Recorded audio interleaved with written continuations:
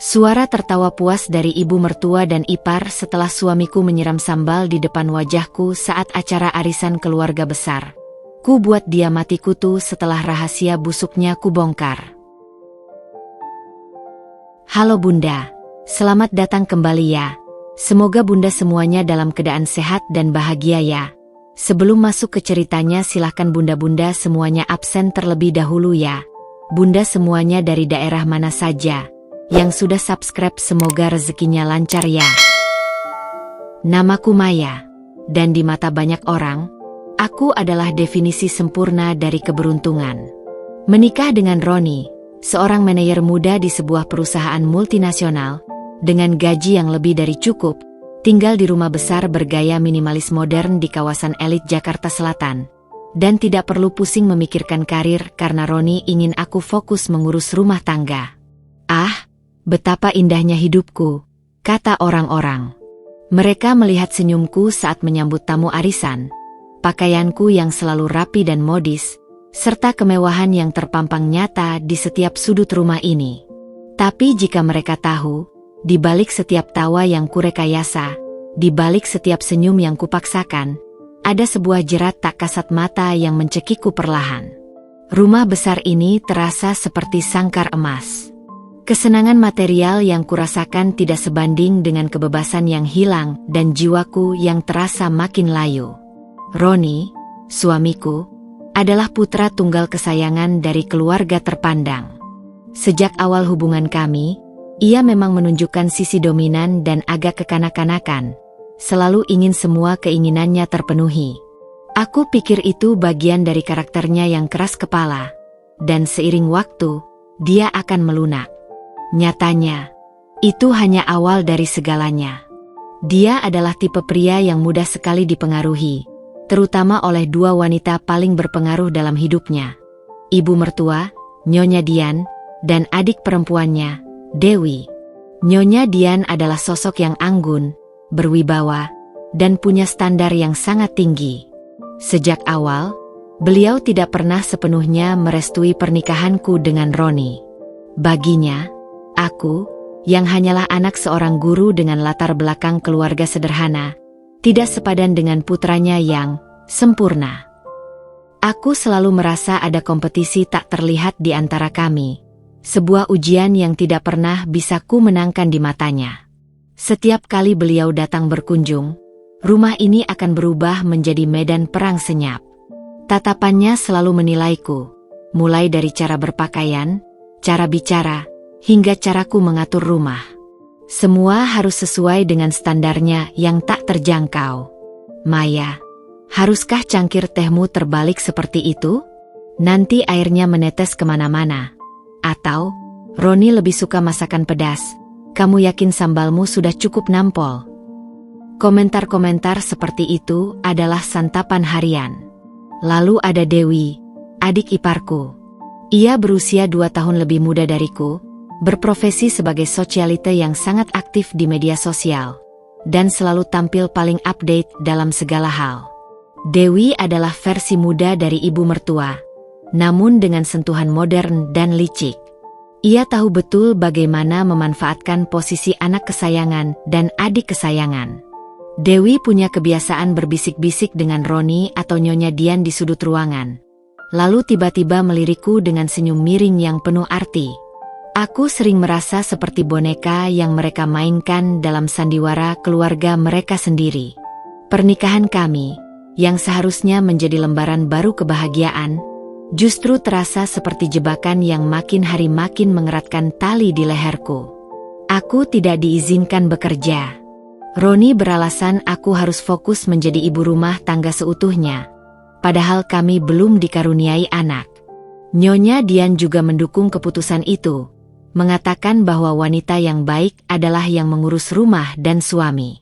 Aku yang dulu punya mimpi-mimpi besar untuk berkarir, harus mengubur dalam-dalam semua ambisi itu. Aku menghabiskan hari-hariku dengan kegiatan yang diatur. Memasak makanan kesukaan Roni yang selalu dikomentari Nyonya Dian, membersihkan rumah, dan kadang menemani Nyonya Dian berbelanja barang-barang branded yang tak pernah kubutuhkan.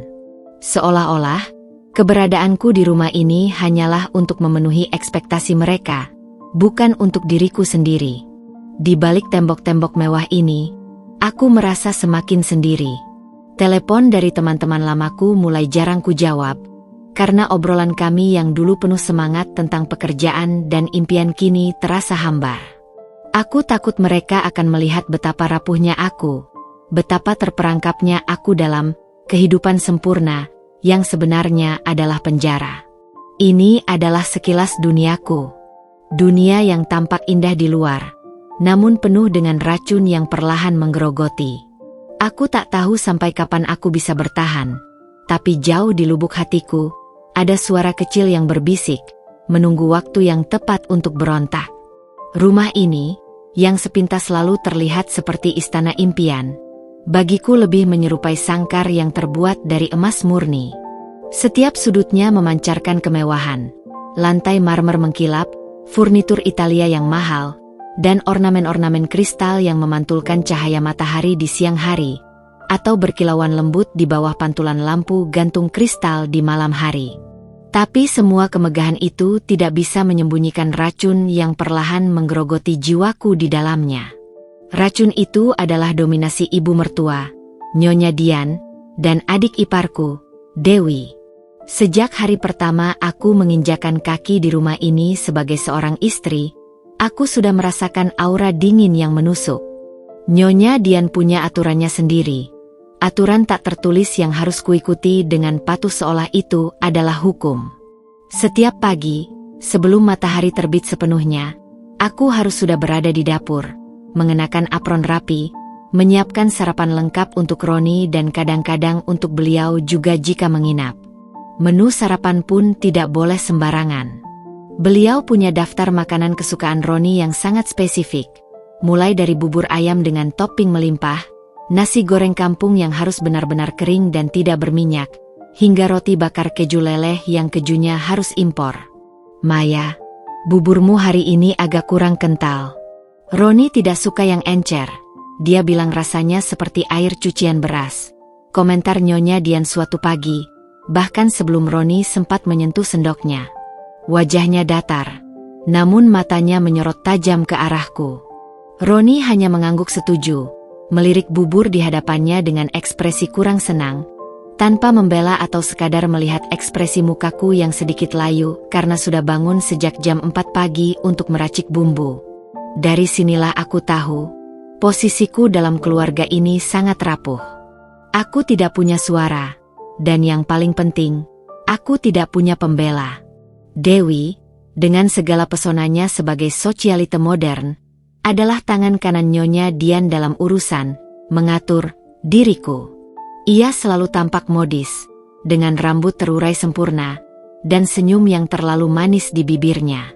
Dewi sering datang dengan ide-ide gila yang harus kuimplementasikan di rumah. Misalnya, tiba-tiba dia akan mengirimiku tautan dekorasi ruang tamu dari sebuah majalah interior desain Eropa, dan menuntut agar tata letak ruang tamu kami diubah dalam waktu 3 hari. Atau memintaku mencari resep kue kering yang sedang viral di TikTok atau Instagram untuk acara kumpul-kumpul mereka dengan teman-temannya. Padahal aku tahu betul aku tidak punya waktu untuk itu, dan kemampuanku dalam membuat kue juga terbatas. "Mbak Maya, kudapan ini sedang hits banget loh di Instagram. Mama pasti suka kalau Mbak bisa membuatnya untuk acara arisan Mama minggu depan," ucap Dewi suatu sore, sambil menunjukkan gambar kue kering rumit berbentuk bunga dengan detail adonan yang luar biasa di ponselnya. Senyumnya manis, tapi matanya memancarkan perintah tak terbantahkan. Dan lagi-lagi, aku harus menurut. Jika tidak, Dewi akan langsung mengadu pada Roni atau Nyonya Dian. Dan itu berarti serangkaian ceramah panjang tentang bagaimana aku kurang inisiatif, tidak bisa beradaptasi dengan gaya hidup keluarga Roni, atau tidak peduli pada kebahagiaan Roni dan keluarganya. Seharusnya kamu bersyukur, Maya. Tidak semua orang bisa punya suami seperti Roni dan tinggal di rumah sebesar ini tanpa harus bekerja, sindir Nyonya Dian dengan nada halus namun menusuk. Yang paling membuatku tertekan adalah pembatasan sosial yang diberlakukan secara halus. Aku tidak diizinkan memiliki pekerjaan. Itu sudah jelas. Roni bersikeras aku harus fokus mengurus rumah tangga sepenuhnya, bahkan sebelum kami dikaruniai anak. Tapi lebih dari itu, aktivitas sosialku juga dibatasi secara ketat. Teman-teman lamaku mulai jarang menghubungiku karena aku selalu punya alasan untuk tidak bisa bertemu. Aku tidak bisa seenaknya pergi ke kafe, ke mall, atau sekadar berkumpul di rumah teman. Selalu ada alasan yang harus kuutarakan pada Roni, yang kemudian akan ia teruskan pada ibunya. Dan pada akhirnya, keputusannya selalu sama. Di rumah saja, Maya. Lebih baik kamu istirahat. Atau, Mama mau datang, kamu harus siap-siap. Tidak pantas kalau kamu tidak ada di rumah saat Mama berkunjung. Aku merasa seperti burung dalam sangkar yang indah. Diberi makan, dirawat, tapi sayapnya dipotong sehingga tidak bisa terbang. Setiap hari adalah rutinitas yang sama. Bangun pagi, melayani Roni dan Nyonya Dian, menjaga rumah tetap bersih dan rapi, menunggu Roni pulang kerja, dan tidur dengan perasaan hampa. Tidak ada lagi gairah, tidak ada lagi tujuan pribadi. Mimpi-mimpiku terkubur di bawah tumpukan ekspektasi dan aturan yang menyesakan. Roni sendiri semakin acuh tak acuh. Dulu, ia adalah pria yang romantis dan penuh perhatian. Selalu punya kata-kata manis dan kejutan kecil. Kini, perhatiannya lebih sering tertuju pada ponselnya. Dan jawaban-jawabannya padaku semakin singkat, seringkali diselingi desahan lelah. Aku sering melihatnya berbisik-bisik dengan Dewi di sudut ruangan. Sesekali melirik ke arahku dengan ekspresi aneh, seolah aku adalah objek yang sedang mereka bicarakan atau rencanakan. Aku tidak tahu apa yang sedang mereka rencanakan, tapi firasatku mengatakan itu bukan hal baik. Ada sesuatu yang busuk yang perlahan-lahan mulai tercium. Sarang madu ini memang manis di permukaan, tapi aku bisa merasakan bisa ular mulai merayap di bawahnya. Dan aku, yang terjebak di dalamnya, hanya bisa menunggu kapan gigitan itu akan datang. Mungkin sebentar lagi. Perubahan Roni tidak terjadi secara tiba-tiba. Itu adalah proses yang perlahan, hampir tidak terasa di awalnya. Seperti lumut yang tumbuh di bebatuan hingga akhirnya menutupi seluruh permukaannya. Dulu, Roni adalah sosok yang ambisius, fokus pada pekerjaannya, dan sangat menghargai waktu luangnya bersamaku. Setiap akhir pekan, ia selalu punya ide untuk kencan romantis atau sekadar menghabiskan waktu berkualitas di rumah. Tapi dalam beberapa bulan terakhir, ada kebiasaan baru yang mulai muncul. Kebiasaan yang kemudian menjadi benih keretakan besar dalam pernikahan kami. Awalnya, ia sering pulang sedikit lebih malam, beralasan ada rapat mendadak atau deadline proyek yang ketat. Aku memaklumi. Bahkan terkadang aku membawakannya bekal makan malam ke kantor karena khawatir ia terlalu lelah dan kelaparan. Namun, sedikit lebih malam, itu perlahan bergeser menjadi sangat malam, jam 10, lalu 11, hingga menjadi pulang dini hari, seringkali menjelang azan subuh. Puncaknya, ia kadang tidak pulang sama sekali. Alasannya? Selalu sama. Menginap di hotel dekat kantor karena terlalu lelah setelah lembur. Atau, ada event klien yang baru selesai subuh. Aku mulai curiga. Roni tidak pernah sekalipun menginap di luar rumah sejak kami menikah. Bahkan saat perjalanan bisnis sekalipun ia selalu menelepon dan memberiku kabar secara teratur. Selain itu, aku mulai memperhatikan kebiasaan Roni yang semakin sering terpaku pada ponselnya. Tidak hanya saat ia beristirahat di sofa atau sebelum tidur, tapi juga saat kami sedang berbicara, bahkan saat makan malam sekalipun. Ia akan menunduk, jempolnya sibuk mengetik sesuatu dengan kecepatan luar biasa, matanya terpaku pada layar yang memantulkan cahaya biru, dan sesekali senyum tipis atau kerutan dahi muncul di wajahnya. Ekspresi itu datang dan pergi begitu cepat, seolah ia sedang menaiki roller coaster emosi dalam dunianya sendiri. Ketika aku mencoba bertanya sedang apa, ia akan langsung menyembunyikan layar ponselnya dari pandanganku atau cepat-cepat mematikannya seolah tak ingin aku melihat sesuatu. Hanya urusan pekerjaan, Maya. Kamu tidak perlu tahu, jawabnya singkat, disertai nada yang sedikit kasar dan tidak sabar. Nada yang sebelumnya tidak pernah kudengar darinya, yang membuatku merasa seperti pengganggu. Perubahan paling mencolok adalah kondisi finansial kami. Roni adalah tipe yang sangat rapi dalam mengelola keuangan.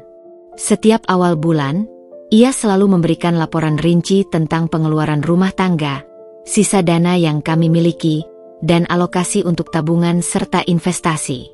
Ia bahkan punya buku catatan keuangan khusus yang selalu terisi penuh. Tapi kini, ia selalu menghindar setiap kali aku mencoba membahas anggaran bulanan. Sudah diatur semua, tidak perlu khawatir, katanya, seringkali sambil mengalihkan pandangan atau buru-buru berdiri dari meja. Namun, aku tidak bodoh.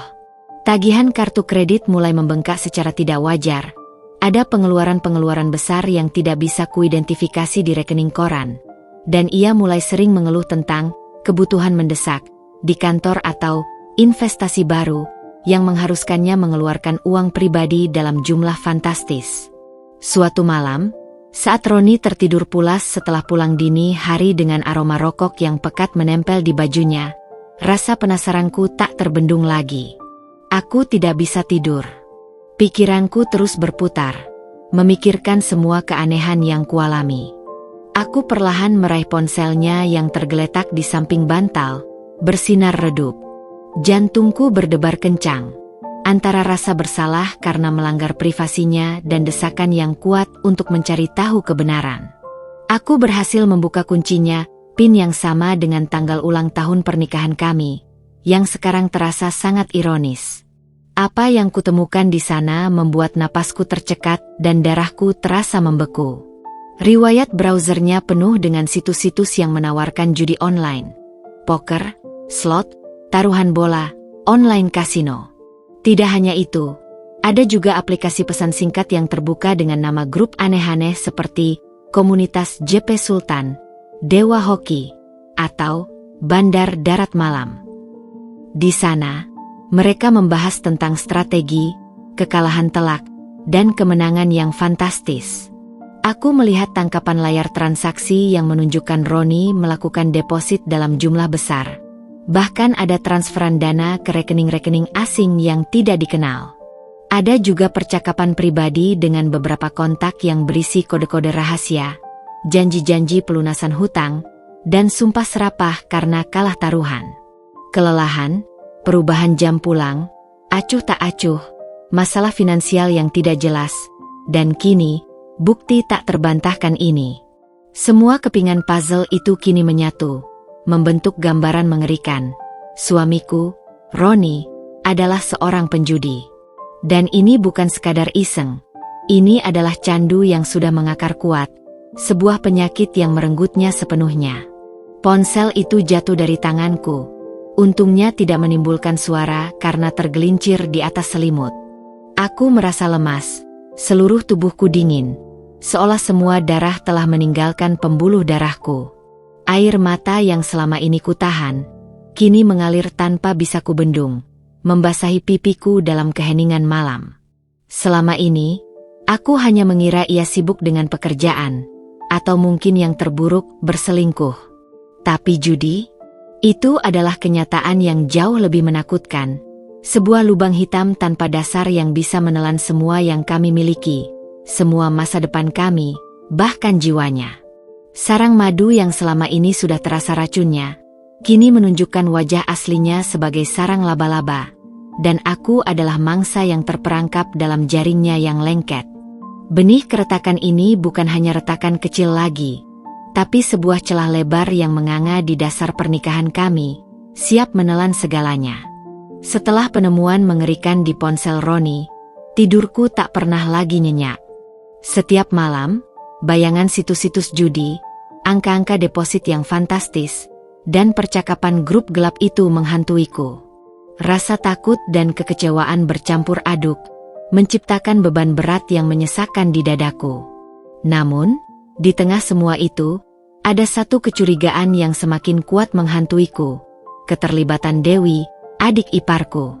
Aku mulai memperhatikan setiap interaksi antara Roni dan Dewi dengan lebih saksama. nyaris seperti seorang detektif swasta di rumahku sendiri. Sejak dulu, mereka memang selalu dekat, seperti sepasang kembar yang tak terpisahkan, berbagi rahasia dan tawa khas mereka. Tapi sekarang, kedekatan itu terasa berbeda. Ada nuansa konspirasi yang pekat, bisikan-bisikan rahasia yang terucap di balik tangan, dan tatapan penuh arti yang mereka tukarkan saat merasa tidak diawasi. Tatapan itu seringkali diarahkan padaku, membuat bulu kuduku merinding. Seringkali, saat aku sedang menyiapkan makan malam di dapur, atau membereskan ruang keluarga di lantai bawah, aku mendengar suara mereka dari balik pintu kamar Roni dan Dewi yang sedikit terbuka di lantai atas. Bukan percakapan biasa tentang pekerjaan, gosip keluarga, atau rencana liburan, melainkan bisikan-bisikan yang terputus-putus, sesekali diselingi tawa kecil yang aneh dari Dewi, tawa yang selalu terdengar licik, dan desahan frustrasi atau keluhan dari Roni. "Ron, lo harus main lagi. Kemarin kan cuma apes, bukan berarti lo nggak hoki," bisik Dewi suatu sore, suaranya terdengar mendesak dan penuh keyakinan. Aku sedang lewat di depan kamarnya, hendak mengambil cucian kering dari jemuran yang ada di dekat situ. Langkahku terhenti. Aku menempelkan telinga ke pintu dengan jantung berdebar kencang, merasakan denyut nadiku sendiri di pelipis. Gue udah habis banyak. Why? Lumayan besar kerugiannya. Maya juga udah mulai curiga soal pengeluaran, sahut Roni, suaranya lesu dan terdengar putus asa. Gue nggak tahu lagi mesti pinjam ke siapa. Ah, si Maya kan gampang diakalin. Lagian, duit dia kan banyak dari warisan orang tuanya. Lo ambil aja, dia mana ngerti soal begituan. Dewi tertawa pelan, tawa yang menusuk tulang, penuh ejekan. Anggap aja itu modal buat balik modal. Lo kan harus menang besar, Ron. Percaya sama gue, pasti balik. Setiap potongan percakapan yang tak sengaja ku dengar itu seperti serpihan kaca yang menusuk telapak kakiku. Perih, tapi sulit untuk kucabut karena tertancap terlalu dalam. Dari bisikan-bisikan itu, aku mulai menyusun gambaran yang lebih jelas. Dewi tidak hanya tahu Roni berjudi, tapi dia mendukungnya, bahkan mendorongnya dengan agresif, dan parahnya, dia punya rencana busuk terkait warisan orang tuaku. Warisan yang sebenarnya tidak seberapa jika dibandingkan dengan kekayaan keluarga Roni. Hanya sebuah rumah peninggalan orang tua di daerah pinggiran kota dan sedikit tabungan yang sengaja kusimpan untuk masa depan, sebagai pegangan terakhir jika sesuatu yang buruk terjadi. Aku tahu aku harus bertindak, tapi harus cerdik. Aku mulai merekam beberapa percakapan mereka dengan ponselku, menyembunyikannya di tempat-tempat strategis. Di bawah tumpukan pakaian kotor di keranjang cucian yang diletakkan dekat kamar mereka, atau di dalam pot tanaman hias yang sering mereka lalui saat mereka berbisik-bisik. Tentu saja, aku merasa seperti pencuri di rumahku sendiri, melakukan tindakan yang kotor dan mengkhianati kepercayaan. Tapi ini adalah satu-satunya cara untuk membuktikan apa yang kurasakan, untuk mengumpulkan amunisi. Rekaman-rekaman itu mungkin tidak selalu jelas dan kadang terputus-putus karena kualitas suara yang terbatas, tapi intinya bisa kudapatkan. Dewi adalah dalang di balik kecanduan judi Roni, atau setidaknya, dia adalah katalisator utama yang terus menyiram bensin ke api yang membara itu. Ia tahu Roni mudah terpengaruh, dan ia memanfaatkan itu untuk keuntungannya sendiri. Suatu kali, aku melihat Dewi memberikan sebuah amplop tebal berwarna coklat kepada Roni di teras belakang rumah, tempat mereka sering merokok. "Ini, buat modal awal. Anggap aja gue support lo. Nanti kalau menang, jangan lupa bagi 2 ya, Ron," katanya sambil tersenyum lebar, menampakkan deretan giginya yang putih sempurna. Roni mengangguk patuh, matanya berbinar seperti anak kecil yang baru saja diberi permen. Amplop itu pasti berisi uang tunai, atau mungkin kartu kredit, atau sesuatu yang berhubungan langsung dengan dunia judi mereka. Hatiku terasa sakit dan mual melihat Roni yang begitu polos di hadapan adiknya yang licik, seperti domba yang digiring ke jurang. Hubungan mereka yang abnormal itu membuatku mual. "Dewi, yang selalu tampak manis, peduli, dan berbakti di depan ibu mertua dan anggota keluarga lain, ternyata adalah ular berbisa yang bersembunyi di balik senyuman menawannya. Dia tahu Roni akan mendengarkan setiap perkataannya, dan dia memanfaatkan pengaruh itu untuk melancarkan rencana-rencana jahatnya. Aku bahkan mulai curiga, jangan-jangan Dewi juga terlibat langsung dalam permainan judi itu, atau setidaknya mendapatkan keuntungan finansial dari setiap kekalahan Roni yang membuat Roni harus terus mencari modal baru. Aku merasa semakin terisolasi, terperangkap dalam jaringan yang mereka ciptakan. Roni tak bisa lagi kupercaya.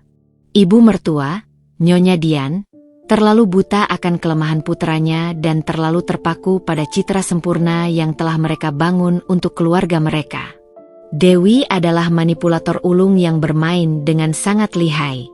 Aku harus menemukan cara untuk membongkar semua ini, tidak hanya demi diriku yang sudah tercekik, tapi juga untuk menyelamatkan Roni dari cengkeraman adiknya sendiri yang kini terasa lebih seperti cengkeraman mafia. Bisikan-bisikan mereka dari balik pintu itu bukan lagi sekadar gosip atau obrolan ringan, melainkan rancangan kehancuran yang ditujukan padaku, dan mungkin pada seluruh masa depan Roni. Celah yang menganga dalam pernikahan kami semakin lebar, dan kini, aku tidak hanya merasakan bisikan racun, tetapi juga ancaman langsung dan terang-terangan. Setelah kegelisahan Roni akan kondisi keuangannya yang terus memburuk, yang kian sering ia keluhkan dengan nada kesal, dan desakan Dewi untuk mencari modal baru, fokus mereka beralih kepadaku, atau lebih tepatnya, kepada perhiasan berharga pemberian ibuku. Aku sedang melipat pakaian di kamar, mencoba menenangkan pikiranku dengan rutinitas sederhana itu, saat Roni tiba-tiba masuk dengan langkah tergesa dan napas memburu. Udara di dalam kamar mendadak terasa dingin dan berat. Wajahnya terlihat tegang dan kuyu, ada lingkaran hitam pekat di bawah matanya, dan matanya sendiri memerah, seolah ia tidak tidur berhari-hari. Ia langsung duduk di tepi ranjang, persis di hadapanku, dan suasana di antara kami mendadak berubah menjadi mencekam. "Maya, aku butuh bantuanmu," katanya tanpa basa-basi, suaranya parau dan serak, hampir seperti bisikan. Namun, aku bisa merasakan desakan kuat di balik kata-katanya. Aku menatapnya, meletakkan lipatan baju di pangkuanku. Ada perasaan tidak enak, firasat buruk yang tajam, menjalari diriku. "Bantuan apa, Ron?" tanyaku pelan, mencoba menyembunyikan getaran di suaraku. Aku butuh uang. Sangat banyak. Ada investasi besar di kantor yang kalau tidak segera disetor, aku bisa kehilangan kesempatan emas. Ini adalah peluang terbesar dalam karierku, Maya. Roni berbicara dengan sangat cepat. Gestur tangannya terlihat gelisah dan tidak tenang. Sesekali meremas tangannya sendiri. Ia berusaha keras meyakinkanku, melontarkan alasan yang terdengar meyakinkan di permukaan, padahal ekspresinya yang penuh kepanikan dan mata merahnya mengkhianati setiap kata. Aku sudah tahu, ini bukan tentang investasi di kantor. Ini tentang judi. Dan dia tidak butuh bantuan. Ia butuh modal untuk melampiaskan kecanduannya. "Berapa banyak?" tanyaku datar, mencoba agar suaraku tidak terdengar bergetar karena gugup. Roni menyebutkan angka yang membuatku terkesiap, nyaris menjerit. Jumlahnya fantastis, bahkan untuk ukuran gajinya yang besar dan posisi prestisiusnya. Angka itu jauh melampaui tabungan yang kami miliki bersama, yang selama ini kukira aman. "Aku tidak punya uang sebanyak itu, Ron," jawabku pelan, mataku melirik ke arah amplop tagihan yang membengkak di meja. "Lagi pula, uang kita kan ada di rekening bersama, bukankah itu sudah cukup?" "Itu tidak cukup. Ini harus tunai, Maya. Cepat." Nada suaranya langsung meninggi, berubah menjadi bentakan yang menusuk telinga, menunjukkan tingkat keputusasaan dan kemarahan yang kentara. Ia mulai bergerak gelisah di tempatnya, matanya menatapku tajam. Kemudian, ia menatapku dengan sorot mata yang sangat dingin, sorot yang belum pernah kulihat sebelumnya, yang membuatku merasa seperti orang asing di hadapannya. Sorot mata yang penuh tuntutan dan tanpa sedikit pun kehangatan. Kamu punya perhiasan dari ibumu, kan? Kalung emas putih yang ada liontin mutiaranya, gelang berlian itu, dan anting-anting warisan yang sering kamu pakai. Semua itu berharga, kan? Kita bisa menggadaikannya dulu. Nanti kalau investasi ini berhasil, aku pasti tebus kembali semua perhiasanmu itu, dan aku akan ganti berlipat ganda. Bahkan aku akan belikan yang lebih bagus. Jantungku mencelos, jatuh ke dasar perutku.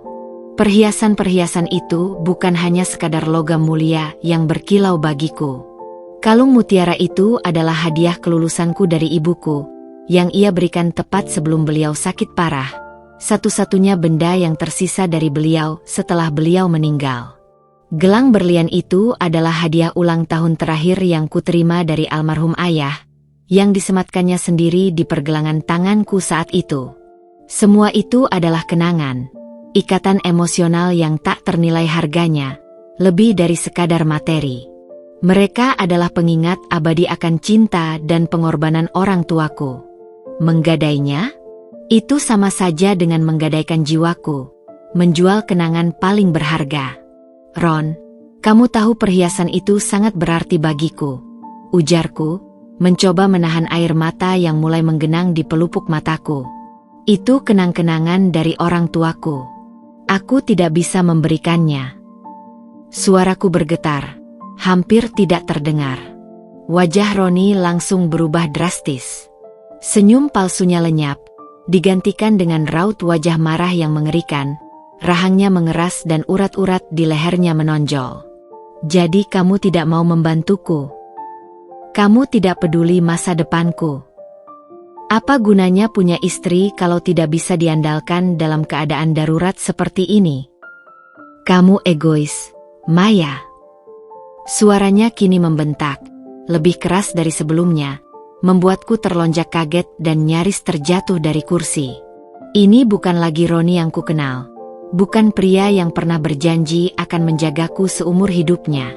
Ini adalah orang asing yang gelap dan penuh amarah. Ia berdiri, mendekatiku dengan langkah-langkah berat, memancarkan aura mengancam yang membuatku menciut. Dengar, Maya, aku tidak main-main.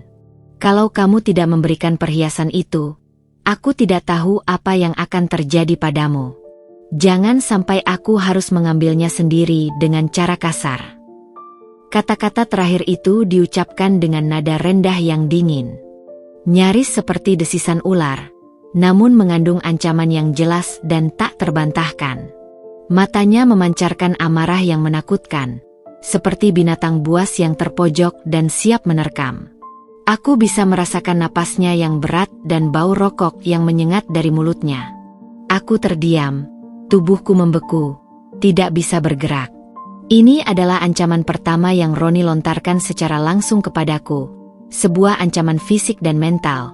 Dan itu bukan lagi ancaman verbal semata, melainkan ancaman tersirat akan kekerasan, atau setidaknya, tindakan sepihak yang merugikanku secara total.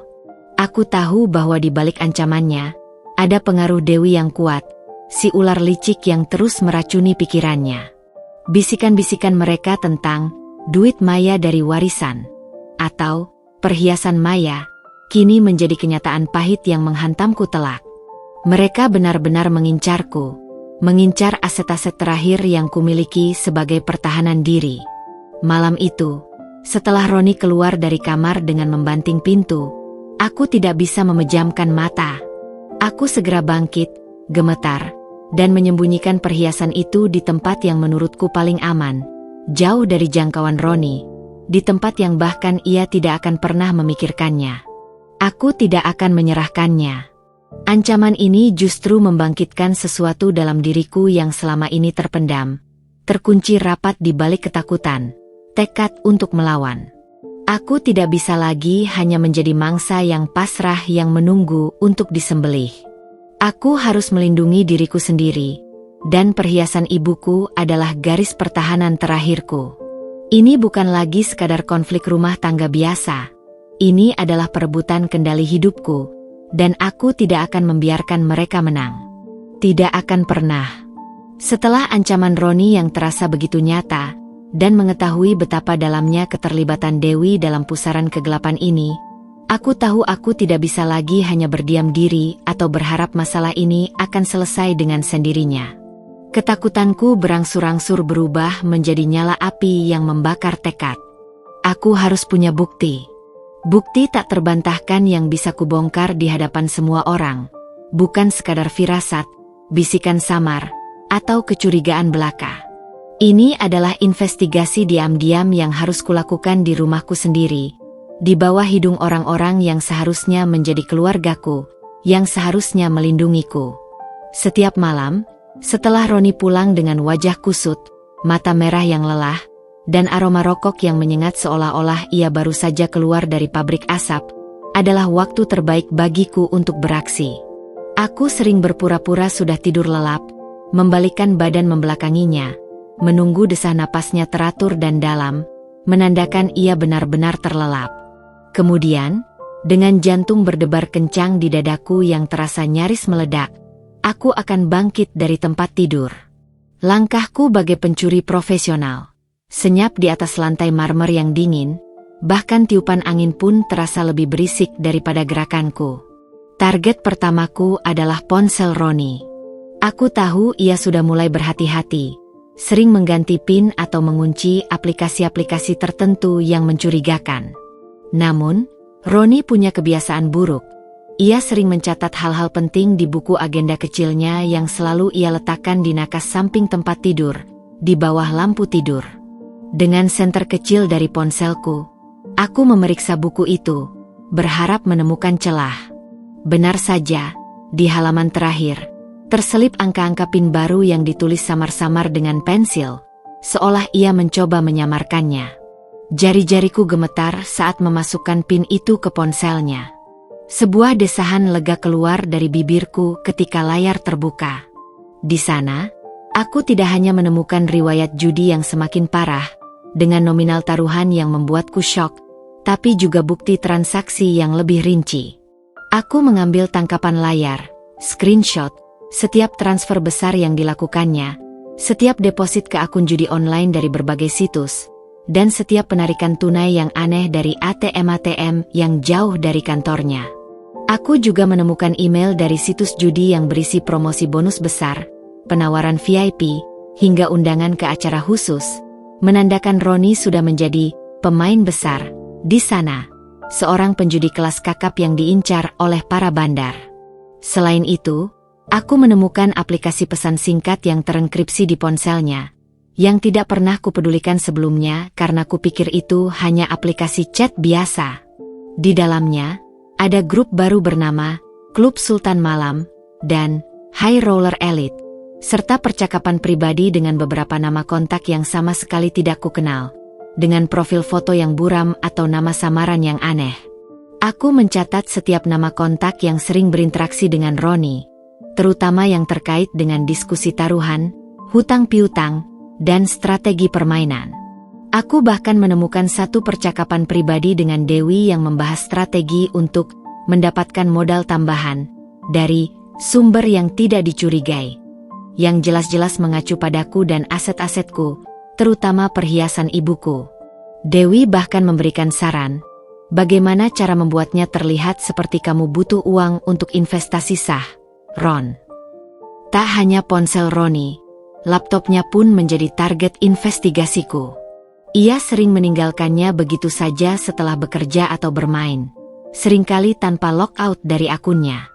Di sana, aku menemukan jejak-jejak pencarian yang sangat mengkhawatirkan, tentang cara menggadaikan sertifikat rumah tanpa sepengetahuan istri, penilaian harga perhiasan antik dan batu mulia, cara memalsukan tanda tangan, dan yang paling mengerikan, hukum penipuan warisan, serta bagaimana memindahkan aset tanpa diketahui ahli waris. Itu adalah petunjuk jelas bahwa mereka tidak hanya mengincar perhiasanku, tapi juga bisa jadi rumah peninggalan orang tuaku. Aku memfoto setiap hasil pencarian dan file yang mencurigakan, termasuk draft surat kuasa yang belum lengkap, yang isinya meminta hak atas propertiku. Aku juga mulai memasang aplikasi perekam suara kecil di ponselku dan menyembunyikannya di beberapa tempat strategis di rumah, terutama di ruang keluarga atau dekat dapur, tempat Roni dan Dewi sering mengobrol atau berbisik. Aku menggunakan rekaman suara ponsel lama yang tidak kupakai lagi, dan kupastikan daya baterainya penuh. Setiap kali Dewi berkunjung, aku akan menyalakannya sebelum mereka berkumpul. Aku harus melakukannya dengan sangat hati-hati, memastikan tidak ada yang melihat atau curiga, seolah-olah aku sedang melakukan tugas rumah tangga biasa. Hasilnya, rekaman-rekaman yang awalnya samar kini lebih jelas, berisi suara Dewi yang riang gembira dan Roni yang antusias. Aku mendengar Dewi mendorong Roni untuk berani mengambil risiko, menyebutkan pinjaman besar yang harus segera dilunasi, dan bahkan sekali ia berkata dengan nada sinis, "Pokoknya cari celah, Ron. Harta si Maya itu kan tinggal dicairin aja. Lumayan buat balikin modal lo, kan?" Semua bukti ini, baik berupa tangkapan layar, foto dokumen di laptop, maupun rekaman suara, kusimpan rapi dalam sebuah flash disk kecil berkapasitas besar yang kuselipkan di balik lapisan dasar kotak perhiasan ibuku yang kosong. Tempat yang paling tidak akan mereka duga karena mereka pikir perhiasan itu masih ada di sana. Aku juga membuat cadangan di cloud storage pribadiku, dengan password yang rumit, berjaga-jaga jika flash disk itu ditemukan atau hilang. Proses investigasi ini sangat menegangkan dan melelahkan secara mental dan fisik. Aku harus selalu waspada, menjaga ekspresi wajahku agar tetap terlihat tenang dan tidak tahu apa-apa, tetap tersenyum di depan mereka, padahal di dalam hatiku sudah ada daftar panjang kebusukan yang kusiapkan untuk dibongkar. Aku merasa seperti mata-mata di rumahku sendiri, memata-matai orang-orang yang seharusnya menjadi keluargaku. Namun aku tahu ini adalah satu-satunya jalan menuju kebebasan, satu-satunya cara untuk membela diriku. Setiap bukti yang kudapatkan adalah amunisi berharga, dan aku akan mengumpulkannya sebanyak mungkin, hingga tiba saatnya ledakan itu terjadi. Aku siap. Meskipun aku telah mengumpulkan berbagai bukti dan mengetahui kebenaran pahit di balik perilaku Roni, aku harus terus berpura-pura tidak tahu, memainkan peran istri yang patuh dan sedikit naif. Ini adalah bagian yang paling melelahkan. Sebuah drama panjang yang harus kumainkan setiap hari dengan senyum di wajah dan ketakutan di hati. Di luar, aku tetaplah Maya yang sempurna, istri yang mengurus rumah tangga dengan cekatan, selalu tampil rapi, dan tak pernah mengeluh. Di dalam, aku adalah seorang pejuang yang sedang mengumpulkan amunisi, menyiapkan diri untuk pertempuran yang tak terhindarkan. Sementara itu, kebohongan Roni dan Dewi semakin mengakar, tumbuh menjadi jaringan intrik yang lebih rumit, mencekikku dari segala arah. Mereka menjadi semakin berani, bahkan terkesan ceroboh dan kurang hati-hati karena merasa di atas angin, percaya bahwa aku terlalu bodoh atau terlalu takut untuk melawan. Setiap kali aku mencoba membicarakan kondisi keuangan kami yang terasa makin menipis, atau menanyakan tentang jam pulang Roni yang semakin tidak teratur dan tidak masuk akal, mereka punya 1001 alasan dan kebohongan yang rapi dan selalu sama. "Maya, kamu jangan terlalu banyak bertanya soal keuangan. Itu urusan laki-laki. Kamu fokus saja urus rumah, sudah cukup bagus itu," kata Roni suatu pagi, ekspresinya keras dan dingin, tanpa sedikit pun kehangatan yang dulu ia tunjukkan. Ini adalah kalimat favorit yang selalu ia lontarkan, yang dulu terdengar seperti nasihat dari seorang suami yang bertanggung jawab, kini terasa seperti perintah mutlak untuk tutup mulut dan tidak ikut campur. Jika aku mendesak atau mencoba mencari tahu lebih dalam, ia akan langsung mengalihkan pembicaraan dengan kesal, atau bahkan pura-pura marah besar, membanting barang, dan menuduhku, "Kamu ini tidak percaya padaku, ya? Istri macam apa kamu yang tidak mendukung suami?"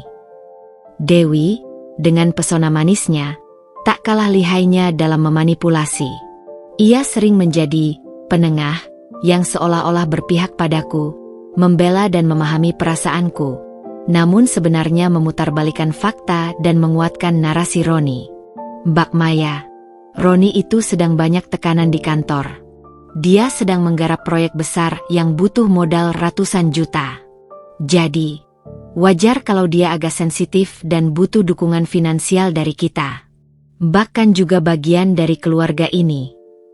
Dewi akan mengatakan ini dengan nada prihatin yang dibuat-buat, seolah dia mengerti perasaanku. Namun matanya selalu tersenyum sinis di baliknya, menikmati perannya sebagai dalang yang lihai. Aku tahu, setiap kata manisnya adalah racun. Suatu sore, aku mendengar percakapan Roni dengan Dewi di telepon. Rekaman yang kubuat dengan ponsel cadangan yang kusembunyikan. Dew, gue udah bilang Maya soal perhiasannya. Dia nggak mau kasih, keluh Roni. Suaranya terdengar frustrasi. Yah, payah banget sih lo, Ron. Gimana sih? Masa istri sendiri nggak bisa lo handle? Balas Dewi dengan nada kesal, nyaris mencemooh. Padahal itu cara paling gampang. Nggak usah drama. Bilang aja kalau itu buat modal bisnis baru yang bisa bikin kita kaya mendadak. Janjiin keuntungan besar. Kan dia polos, pasti percaya. Aku berdiri di balik pintu kamar. Ponsel perekam di tanganku yang bergetar. Kata-kata Dewi terasa seperti pisau yang menusuk jantungku, berulang kali. Mereka benar-benar menganggapku bodoh, mudah dimanipulasi, dan pantas dikeruk hartanya. Rasa harga diriku terkoyak-koyak. Tekanan untuk memberikan perhiasan itu semakin kuat dan intens. Roni tidak lagi meminta dengan nada memohon, tapi menuntut dengan paksa. Ia akan meninggalkan surat berisi ancaman di meja rias, menuliskan kalimat-kalimat kasar yang mengintimidasi. Kamu harus serahkan perhiasan itu besok, Maya. Aku tidak mau tahu. Jika tidak, kamu akan menyesal seumur hidup. Ia bahkan mulai mengancam akan melibatkan keluarga besarku, mengatakan akan menyebarkan berita buruk tentangku, menodai nama baikku di depan semua kerabat, jika aku tidak patuh. Aku berusaha keras menyembunyikan perhiasanku, memindahkannya dari satu tempat ke tempat lain setiap beberapa hari, dari balik laci hingga ke dalam celah di dinding yang sudah longgar, berharap mereka tidak akan menemukannya. Namun, paranoia mulai menyelimutiku. Aku bahkan memasang kamera CCTV kecil yang tersembunyi di dalam boneka beruang besar di kamar tidur, yang terhubung ke ponselku. Aku ingin merekam setiap gerak-gerik mereka jika mereka mencoba mencari perhiasan itu secara paksa saat aku tidak di rumah atau sedang tidur. Setiap kali ibu mertua datang berkunjung, mereka akan melancarkan serangan bersama, sebuah psiwar yang terkoordinasi. Nyonya Dian akan memujiku di depan Roni, lalu tiba-tiba berkata dengan nada santai namun penuh makna, "Maya, perhiasanmu itu bagus sekali. Sayang kalau cuma disimpan saja. Cocok kalau disimpan di bank, lebih aman dari pencuri. Atau mungkin dijual saja sebagian, bisa untuk modal usaha suamimu yang sedang merintis. Kan kamu juga harus bantu suami." Tentu saja, Nyonya Dian tidak tahu menahu tentang judi Roni, tapi ia adalah alat sempurna bagi Roni dan Dewi untuk melancarkan rencana-rencana busuk mereka. Aku hanya bisa tersenyum tipis, menanggapi dengan jawaban klise, dan buru-buru mengubah topik, merasakan jijik pada diriku sendiri karena harus terus berpura-pura dan berbohong. Ketidakjujuran mereka terasa seperti lumpur hisap yang menarikku semakin dalam, mengancam untuk menenggelamkanku sepenuhnya. Aku harus menghadapi kebohongan dan sandiwara setiap hari, menjaga rahasia besar yang kubawa sendiri, dan pada saat yang sama, mengumpulkan bukti lebih banyak lagi untuk kejatuhan mereka. Namun, aku tahu, setiap kebohongan yang mereka bangun, setiap tekanan yang mereka berikan, adalah bagian dari jebakan yang pada akhirnya akan menjerat mereka sendiri. Aku hanya menunggu waktu yang tepat untuk menarik tali jebakan itu, dan melihat mereka jatuh. Semakin dalam aku menggali, semakin jelas terlihat bahwa kecanduan judi Roni bukanlah masalah personalnya semata. Aku menemukan bukti bahwa ada sebuah jaringan labirin penipuan yang lebih besar dan terstruktur, yang dirancang dengan rapi, dan Dewi adalah arsitek utamanya. Bukti-bukti yang kukumpulkan mulai membentuk gambaran utuh tentang bagaimana mereka bersekongkol untuk memanipulasi Roni, memanfaatkan setiap kelemahan finansial dan emosionalnya, dan pada akhirnya, menguras semua aset yang bisa mereka capai, terutama milikku.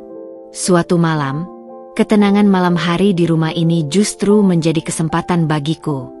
Roni sudah tertidur pulas setelah seharian terlihat sangat gelisah, dan Dewi tidak ada di rumah karena ada pertemuan penting dengan teman-temannya.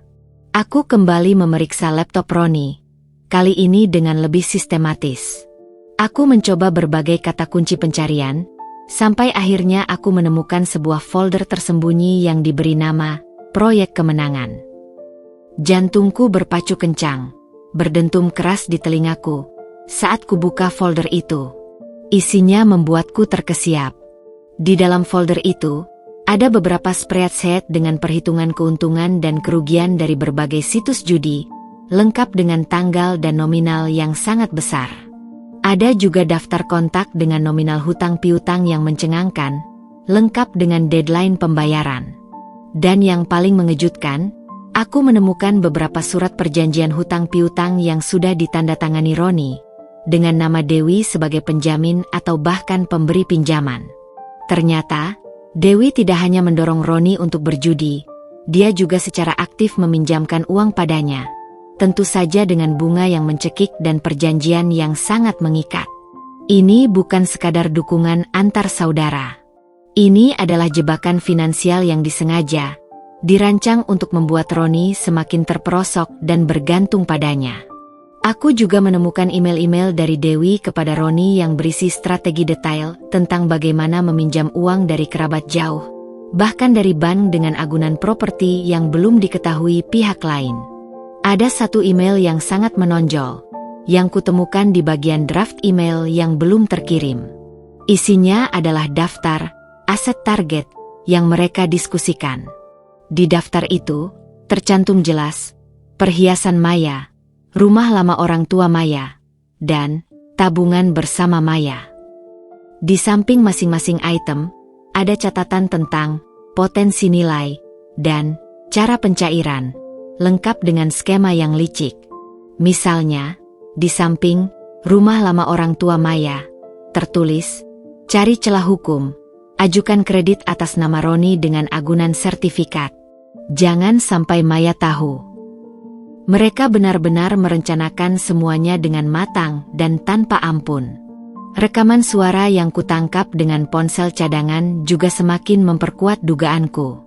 Suatu sore, Dewi datang ke rumah, dan mereka mengobrol di teras belakang, di dekat pot bunga besar tempat aku menyembunyikan ponsel perekam. Ron, si bos besar judi udah nagih lagi. Dia bilang kalau besok nggak ada pembayaran, dia kirim orang ke sini. Lo harus segera bayar yang kemarin. Gue udah bantuin lo banyak lo, bahkan udah kasih lo modal gede. Suara Dewi terdengar mendesak dan sedikit panik, namun masih ada nada dominan. Lo harus cairin itu sertifikat rumah si Maya. Bilang aja buat investasi tanah. Harga lagi naik gila-gilaan di daerah sana. Pasti cuan besar. Roni mendesah berat, terdengar sangat tertekan. Tapi, why, itu kan rumah peninggalan orang tuanya Maya. Dia pasti ngamuk kalau tahu. Dia sayang banget sama rumah itu. Ya terus kenapa? Bukannya udah jadi aset lo juga kalau kalian suami istri? Lagian, lo kan suaminya. Dia mana bisa nolak kalau lo maksa. Nanti gue bantu ngomongin ke mama kalau lo butuh dukungan. Mama kan juga gak suka sama si Maya itu. Dia pasti bakal dukung lo, sahut Dewi, terdengar puas dan licik. Pokoknya, cari cara, Ron. Kalau enggak, kita berdua bisa celaka. Lo dan gue bisa habis. Aku hampir menjerit mendengar percakapan itu. Nyonya Dian, ibu mertuaku, terlibat secara tidak langsung. Dewi memanfaatkan ketidaksukaan Nyonya Dian padaku untuk melancarkan rencana busuknya, membuat Nyonya Dian berpikir bahwa semua ini adalah demi kebaikan Roni. Mereka seolah-olah membangun narasi bahwa aku adalah penghalang bagi kesuksesan Roni, sehingga apapun yang mereka lakukan untuk mengambil asetku akan dibenarkan di mata Nyonya Dian. Aku merasa jijik, Bukan hanya karena mereka bersekongkol menipuku dengan cara sekeji ini, tapi juga karena mereka memanfaatkan cinta seorang ibu yang buta dan ketidakpeduliannya terhadap menantu untuk menutupi kejahatan mereka. Yang lebih mengejutkan, aku menemukan beberapa nama kontak di ponsel Roni dan Dewi yang sama. Kontak-kontak ini memiliki peran ganda. Sebagian dari mereka adalah teman yang sering berinteraksi di grup judi Roni, dan sebagian lainnya adalah klien yang pernah berhubungan bisnis dengan Dewi, atau bahkan nama-nama orang yang aku tahu punya masalah hukum.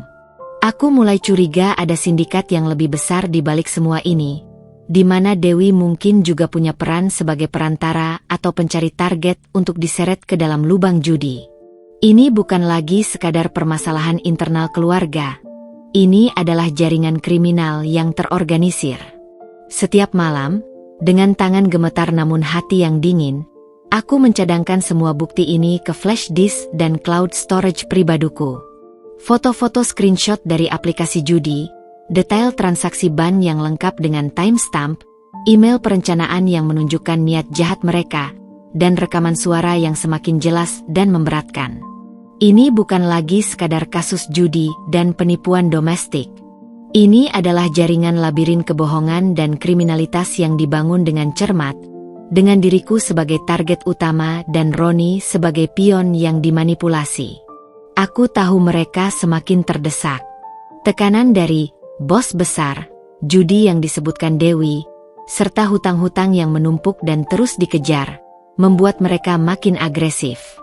Aku bisa merasakan bahwa mereka akan melancarkan serangan besar-besaran untuk menguasai asetku dalam waktu dekat. Tapi kini, aku sudah siap. Aku punya peta labirin mereka, setiap benang kebohongan, setiap jejak tipuan. Aku akan menggunakannya untuk membalikkan keadaan dan membuat mereka mati kutu.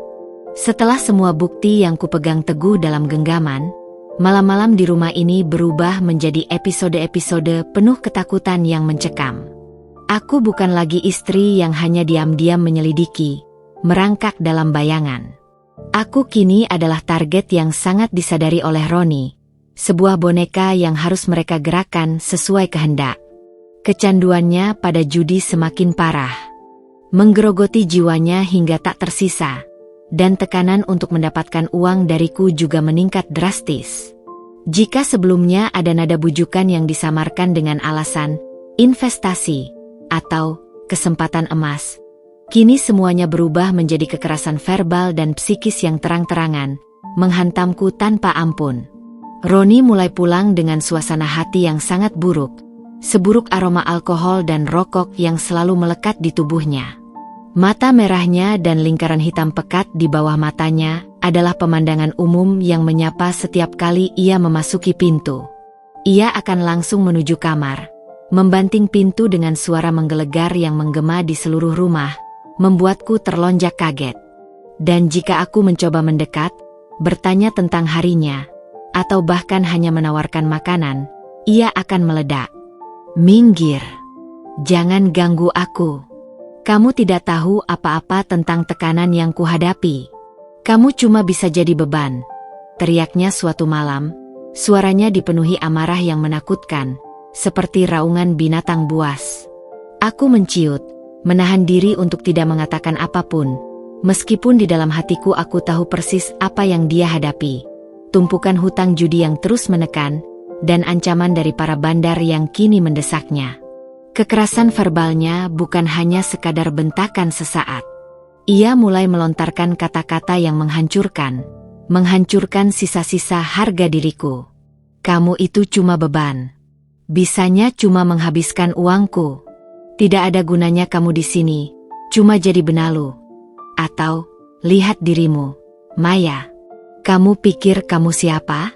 Tanpa aku, tanpa uangku, kamu bukan apa-apa. Kamu itu cuma parasit. Kata-kata itu menancap, merobek-robek harga diriku yang sudah rapuh.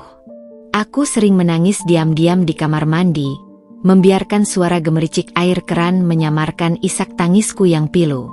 Aku merasa begitu kecil dan tidak berdaya, terperangkap di antara dinding-dinding rumah yang seharusnya menjadi tempat berlindung, namun kini terasa seperti penjara yang menyesakan. Ketakutan terbesarku adalah saat ia mulai menunjukkan perilaku agresif fisik, meskipun belum sampai pada sentuhan langsung. Untungnya, ia belum pernah memukulku, tapi ia sering membanting barang-barang di dekatku dengan kekuatan penuh, meninju dinding di samping kepalaku hingga retak, atau menggebrak meja dengan keras saat aku menolak permintaannya untuk memberikan uang. Suatu kali, ia melemparkan piring kosong yang terbuat dari keramik tebal ke dinding, persis di atas kepalaku, hanya karena aku mengatakan persediaan uang tunai di rumah sudah menipis dan ia harus menunggu sampai akhir bulan. Pecahan keramik berserakan di lantai, dan aku hanya bisa berdiri membeku, gemetar, memejamkan mata erat-erat, menunggu hantaman berikutnya. Dewi juga tak tinggal diam. Ia sering meneleponku, bukan untuk bertanya kabar atau sekadar basa-basi, melainkan untuk mengintimidasi dan memaksaku. "Mbak Maya, kalau Roni kenapa-kenapa gara-gara uang, Mbak yang rugi sendiri loh. Mbak tahu kan, keluarga kami itu kuat, punya banyak kenalan. Jangan macam-macam kalau nggak mau masalah makin besar." Ucapnya dengan nada manis namun terselip ancaman dingin yang sangat jelas. Atau ia akan mengirimiku pesan-pesan singkat berisi foto-foto properti mewah dan mobil-mobil sport yang konon akan dibeli Roni jika aku mau membantu. Mencoba memancing keserakahanku dan membuatku merasa bersalah. Tapi aku tahu itu semua bohong. Bagian dari skema mereka untuk merayuku agar menyerahkan asetku. Aku sering tidak bisa tidur di malam hari. Jam-jam yang seharusnya menjadi waktu istirahat justru menjadi momen paling menegangkan. Aku akan duduk sendirian di sofa ruang keluarga yang gelap, dengan lampu redup, mendengarkan setiap suara di luar. Takut Roni tiba-tiba muncul dari pintu utama dengan tuntutan baru atau kemarahan yang meluap. Aku selalu memeriksa kunci pintu dan jendela 2 kali, memastikan semuanya terkunci rapat. Setiap langkah kaki di tangga, setiap suara mobil berhenti di depan rumah, setiap bayangan yang bergerak di luar jendela, membuat jantungku berdegup kencang hingga terasa sakit. Pada saat-saat tergelap itu, aku merasa sangat kesepian, terputus dari dunia luar. Aku ingin menelepon temanku, menceritakan semua yang kualami, meminta pertolongan. Tapi rasa malu dan takut selalu menghalangiku. Bagaimana jika mereka tidak percaya? Bagaimana jika mereka justru menyalahkanku, menganggap aku yang menyebabkan semua ini? Aku tidak ingin menjadi objek belas kasihan atau bahan gunjingan. Aku ingin menyelesaikan ini sendiri, dengan kekuatanku. Namun, di tengah semua ketakutan yang melumpuhkan ini, ada secercah harapan yang terus kunyalakan, sebuah bara api yang tak pernah padam. Setiap kali Roni membentakku, setiap kali Dewi mengintimidasiku dengan kata-kata manis beracunnya, tekadku semakin kuat. Aku tidak akan membiarkan mereka menghancurkanku. Setiap air mata yang kutumpahkan adalah pupuk bagi rencana balas dendamku yang kini sudah tersusun rapi. Aku sudah mengumpulkan bukti-bukti itu, setiap rekam jejak kebusukan mereka, dan aku tahu suatu hari nanti, semua penderitaan ini akan terbayar lunas. Malam-malam yang penuh ketakutan ini adalah bagian dari perjalananku menuju kebebasan, menuju keadilan. Aku hanya perlu bersabar sedikit lagi, menguatkan diri, dan menunggu waktu yang tepat untuk menyerang balik. Tekanan dan kekerasan verbal dari Roni, ditambah intimidasi halus nan beracun dari Dewi, membuatku terus berada dalam mode waspada tingkat tinggi. Aku tahu mereka semakin terdesak. Hutang judi Roni pasti sudah menumpuk tak terkendali, melampaui batas kewarasan, dan para bandar pun mulai menagih dengan cara-cara yang semakin mengancam dan tidak manusiawi. Di tengah kekacauan yang mereka ciptakan ini, rencana busuk mereka semakin terkuak jelas, terselubung di balik senyuman manis dan alasan-alasan palsu yang mereka lontarkan dengan begitu meyakinkan. Suatu pagi, Roni tiba-tiba bersikap sangat manis, bahkan terkesan berlebihan hingga membuatku curiga. Ia membawakanku sarapan ke tempat tidur, sesuatu yang sudah lama tidak ia lakukan, bahkan sejak awal pernikahanku. Aroma roti bakar dan kopi menguar di kamar. "Maya, Aku minta maaf kalau akhir-akhir ini aku sering marah-marah dan kasar padamu. Katanya, suaranya lembut, tangannya mengelus rambutku dengan gerakan yang kaku, seolah ia sedang membaca naskah. Aku hanya terlalu stres dengan pekerjaan. Ada tawaran bisnis baru yang sangat besar. Sebuah peluang seumur hidup, tapi butuh modal sangat besar juga. Kalau ini berhasil, kita bisa hidup jauh lebih mewah, bisa beli villa di Bali, bahkan keliling Eropa setiap tahun tanpa perlu mikirin biaya. Aku tahu ini adalah bagian dari taktik mereka, sebuah jebakan psikologis yang dirancang untuk membuatku lengah dan percaya. Aku hanya tersenyum tipis, mengangguk, dan pura-pura mendengarkan dengan penuh perhatian. Ia mulai menjelaskan dengan sangat antusias tentang proyek bisnis yang akan ia jalankan dengan beberapa kolega penting dan investor besar. Proyek yang, menurutnya, akan mendatangkan keuntungan miliaran rupiah dalam waktu singkat, bahkan bisa melipat gandakan aset kami hingga 10 kali lipat. Ia bahkan menunjukkan beberapa slide presentasi di tabletnya yang terlihat sangat profesional, lengkap dengan grafik pertumbuhan yang meroket, proyeksi keuntungan yang fantastis, dan foto-foto gedung pencakar langit yang katanya akan menjadi bagian dari investasi mereka. Aku tahu persis, slide ini pasti dibuat oleh Dewi, yang memang jago mendesain presentasi visual yang memukau untuk event-event sosialitanya. Ini adalah umpan yang disiapkan dengan sangat matang. Untuk modal awalnya, aku butuh setidaknya 2 miliar rupiah tunai. Maya, lanjut Roni, matanya berbinar-binar penuh harapan palsu. Aku sudah mencoba mengajukan pinjaman bank, tapi prosesnya lama dan ribet. Aku juga sudah pinjam dari teman-teman dan beberapa kerabat, tapi itu tidak cukup. Ia berhenti sejenak, sengaja membangun ketegangan, lalu menatapku dengan sorot memohon yang dulu pernah membuatku luluh di awal pernikahan kami. Aku butuh perhiasanmu, Maya, dan juga sertifikat rumah orang tuamu. Kita bisa pakai itu sebagai jaminan di bank swasta atau broker investasi yang prosesnya lebih cepat. Setelah bisnis ini berhasil dan menghasilkan profit, semua akan kutebus kembali, dan aku akan ganti lebih banyak lagi. Ini demi masa depan kita, sayang. Demi kebahagiaan kita berdua. Mendengar kata 2 miliar rupiah dan sertifikat rumah orang tua, perutku terasa mual, seolah ada sesuatu yang bergejolak di dalamnya. Rencana mereka benar-benar kejam dan tanpa hati nurani. Mereka tidak hanya ingin menguasai perhiasanku, yang penuh kenangan tak ternilai dari orang tuaku, tapi juga satu-satunya aset berharga peninggalan orang tuaku, rumah lamaku. Mereka ingin membuatku tidak punya apa-apa, benar-benar bergantung pada mereka, terpaksa tunduk, sehingga aku tidak bisa pergi atau melawan jika suatu hari nanti aku tahu kebenaran busuk di balik semua ini. Mereka ingin melumpuhkanku. Aku tahu persis apa yang akan terjadi jika aku menyerahkan semua itu. Uang itu akan ludes di meja judi Roni dalam hitungan hari atau bahkan jam, dan sertifikat rumah akan digadaikan hingga batas maksimal, lalu dilepaskan begitu saja karena tidak bisa ditebus. Aku akan kehilangan segalanya, dan mereka, Roni dan Dewi, akan tertawa puas melihat kehancuranku. Di sisi lain, Dewi sering meneleponku dengan modus yang berbeda, sebuah taktik, good cop, bad cop, yang terkoordinasi sempurna.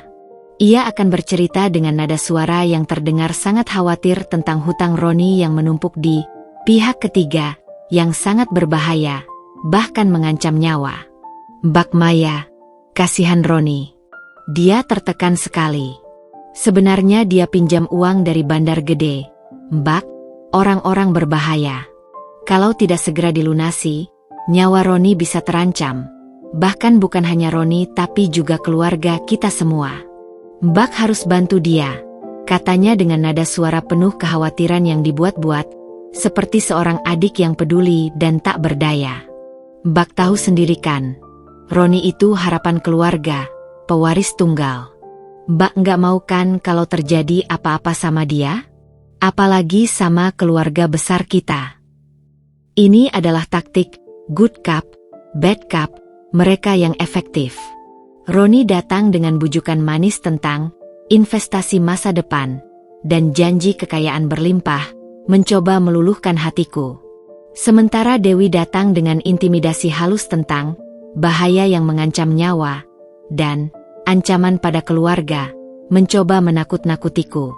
Keduanya punya tujuan yang sama dan sangat jelas, menguras habis hartaku, membuatku tidak berdaya, dan mengamankan posisi mereka sebagai penyelamat Roni di mata Nyonya Dian dan keluarga besar. Aku semakin memperketat pengamanan bukti-bukti yang kumiliki. Aku bahkan membeli sebuah brankas kecil portabel yang kusimpan di balik tumpukan selimut tebal di dalam lemari pakaian, di tempat yang tidak akan pernah terpikirkan oleh mereka. Setiap bukti baru, rekaman percakapan yang semakin memberatkan, tangkapan layar transaksi judi yang makin gila, hingga dokumen-dokumen yang menunjukkan nilai hutang Roni yang terus membengkak, segera ku masukkan ke sana. Aku tahu, aku sedang mengumpulkan bom waktu, dan mereka sedang menanam pemicunya. Namun, aku tidak akan membiarkan bom itu meledak di tanganku. Rencana busuk mereka sudah sangat jelas. Mereka ingin aku mati kutu secara finansial dan emosional, tidak bisa berbuat apa-apa, dan sepenuhnya bergantung pada Roni dan keluarganya. Mereka ingin aku menjadi boneka yang selamanya bisa mereka kendalikan. Namun, apa yang tidak mereka tahu adalah bahwa boneka ini sudah mulai berpikir, sudah mulai mengumpulkan kekuatannya, dan sedang bersiap untuk membalikkan permainan. Aku akan membuat mereka mati kutu, bukan aku. Dan waktunya, aku rasa, sudah sangat dekat. Akhirnya, hari itu tiba. Hari yang seharusnya menjadi momen kebersamaan dan tawa keluarga besar, justru berubah menjadi titik ledak dari semua konflik yang terpendam dan racun yang selama ini menggerogoti jiwaku. Keluarga besar Roni berkumpul di rumah kami untuk acara arisan bulanan, sebuah tradisi yang sudah berlangsung bertahun-tahun. Suasana awalnya riuh rendah, penuh canda tawa, dan obrolan hangat yang saling bersahutan. Aku, seperti biasa, berperan sebagai nyonya rumah yang sempurna, tersenyum ramah, menyajikan berbagai hidangan lezat dan minuman dingin. Di meja makan panjang yang terbuat dari kayu jati ukir, terhidang berbagai lauk pauk favorit keluarga, opor ayam, rendang, sayur asem, dan di tengah-tengahnya, ada semangkuk besar sambal terasi buatan Bu Sumi, asisten rumah tangga yang sudah lama bekerja untuk keluarga Roni. Sambal itu dikenal sangat pedas dan berbau menyengat, kesukaan Roni dan sebagian besar anggota keluarganya. Aku memperhatikan Roni yang tampak sangat gelisah sejak pagi. Ia sering melihat jam tangannya, mengutak-atik ponselnya dengan cemas, dan matanya sesekali melirikku dengan tatapan tajam, seolah memperingatkanku untuk tidak berbuat macam-macam. Aku tahu ia belum berhasil mendapatkan perhiasanku dan sertifikat rumah orang tuaku, dan tekanan dari para bandar judi pasti sudah di puncaknya. Dewi, seperti biasa, tampak ceria, tertawa renyah, bahkan sesekali menyentuh lengan Roni atau menyandarkan kepalanya di bahu kakaknya itu. Namun aku melihat mereka sering berbisik-bisik di sudut ruangan, di sela-sela obrolan dengan kerabat lain. Aku bisa melihat tatapan puas Nyonya Dian setiap kali Dewi memegang lengan Roni, seolah menyetujui kerjasama mereka, tanpa tahu apa yang sebenarnya sedang direncanakan. Obrolan di meja makan beralih ke topik investasi dan keuntungan bisnis. Sebuah topik yang sengaja dibuka oleh Dewi, aku yakin itu, untuk memancing Roni agar bisa membujukku di depan keluarga besar. Roni, bagaimana proyek barumu? Sudah ada hasilnya yang bisa dibagi-bagi ceritanya? Tanya Paman Budi, salah satu anggota keluarga yang dihormati, seorang pengusaha sukses yang dikenal bijaksana dan punya pengaruh besar. Roni tersenyum kaku, keringat dingin mulai terlihat di pelipisnya. Masih dalam proses, Paman. Ini butuh modal besar, tapi prospeknya sangat menjanjikan. Sedikit lagi saya yakin bisa gol. Ia melirikku, seolah memberiku isyarat untuk mendukung narasinya. Aku hanya tersenyum tipis, menjaga ekspresiku tetap datar, namun tanganku mengepal erat di bawah meja. Dewi segera menyahut dengan suara nyaring, mengambil alih panggung. Iya, Paman. Roni ini memang ambisius sekali. Pantaslah jadi anak kesayangan Mama. Tapi Mbak Maya kayaknya kurang mendukung nih.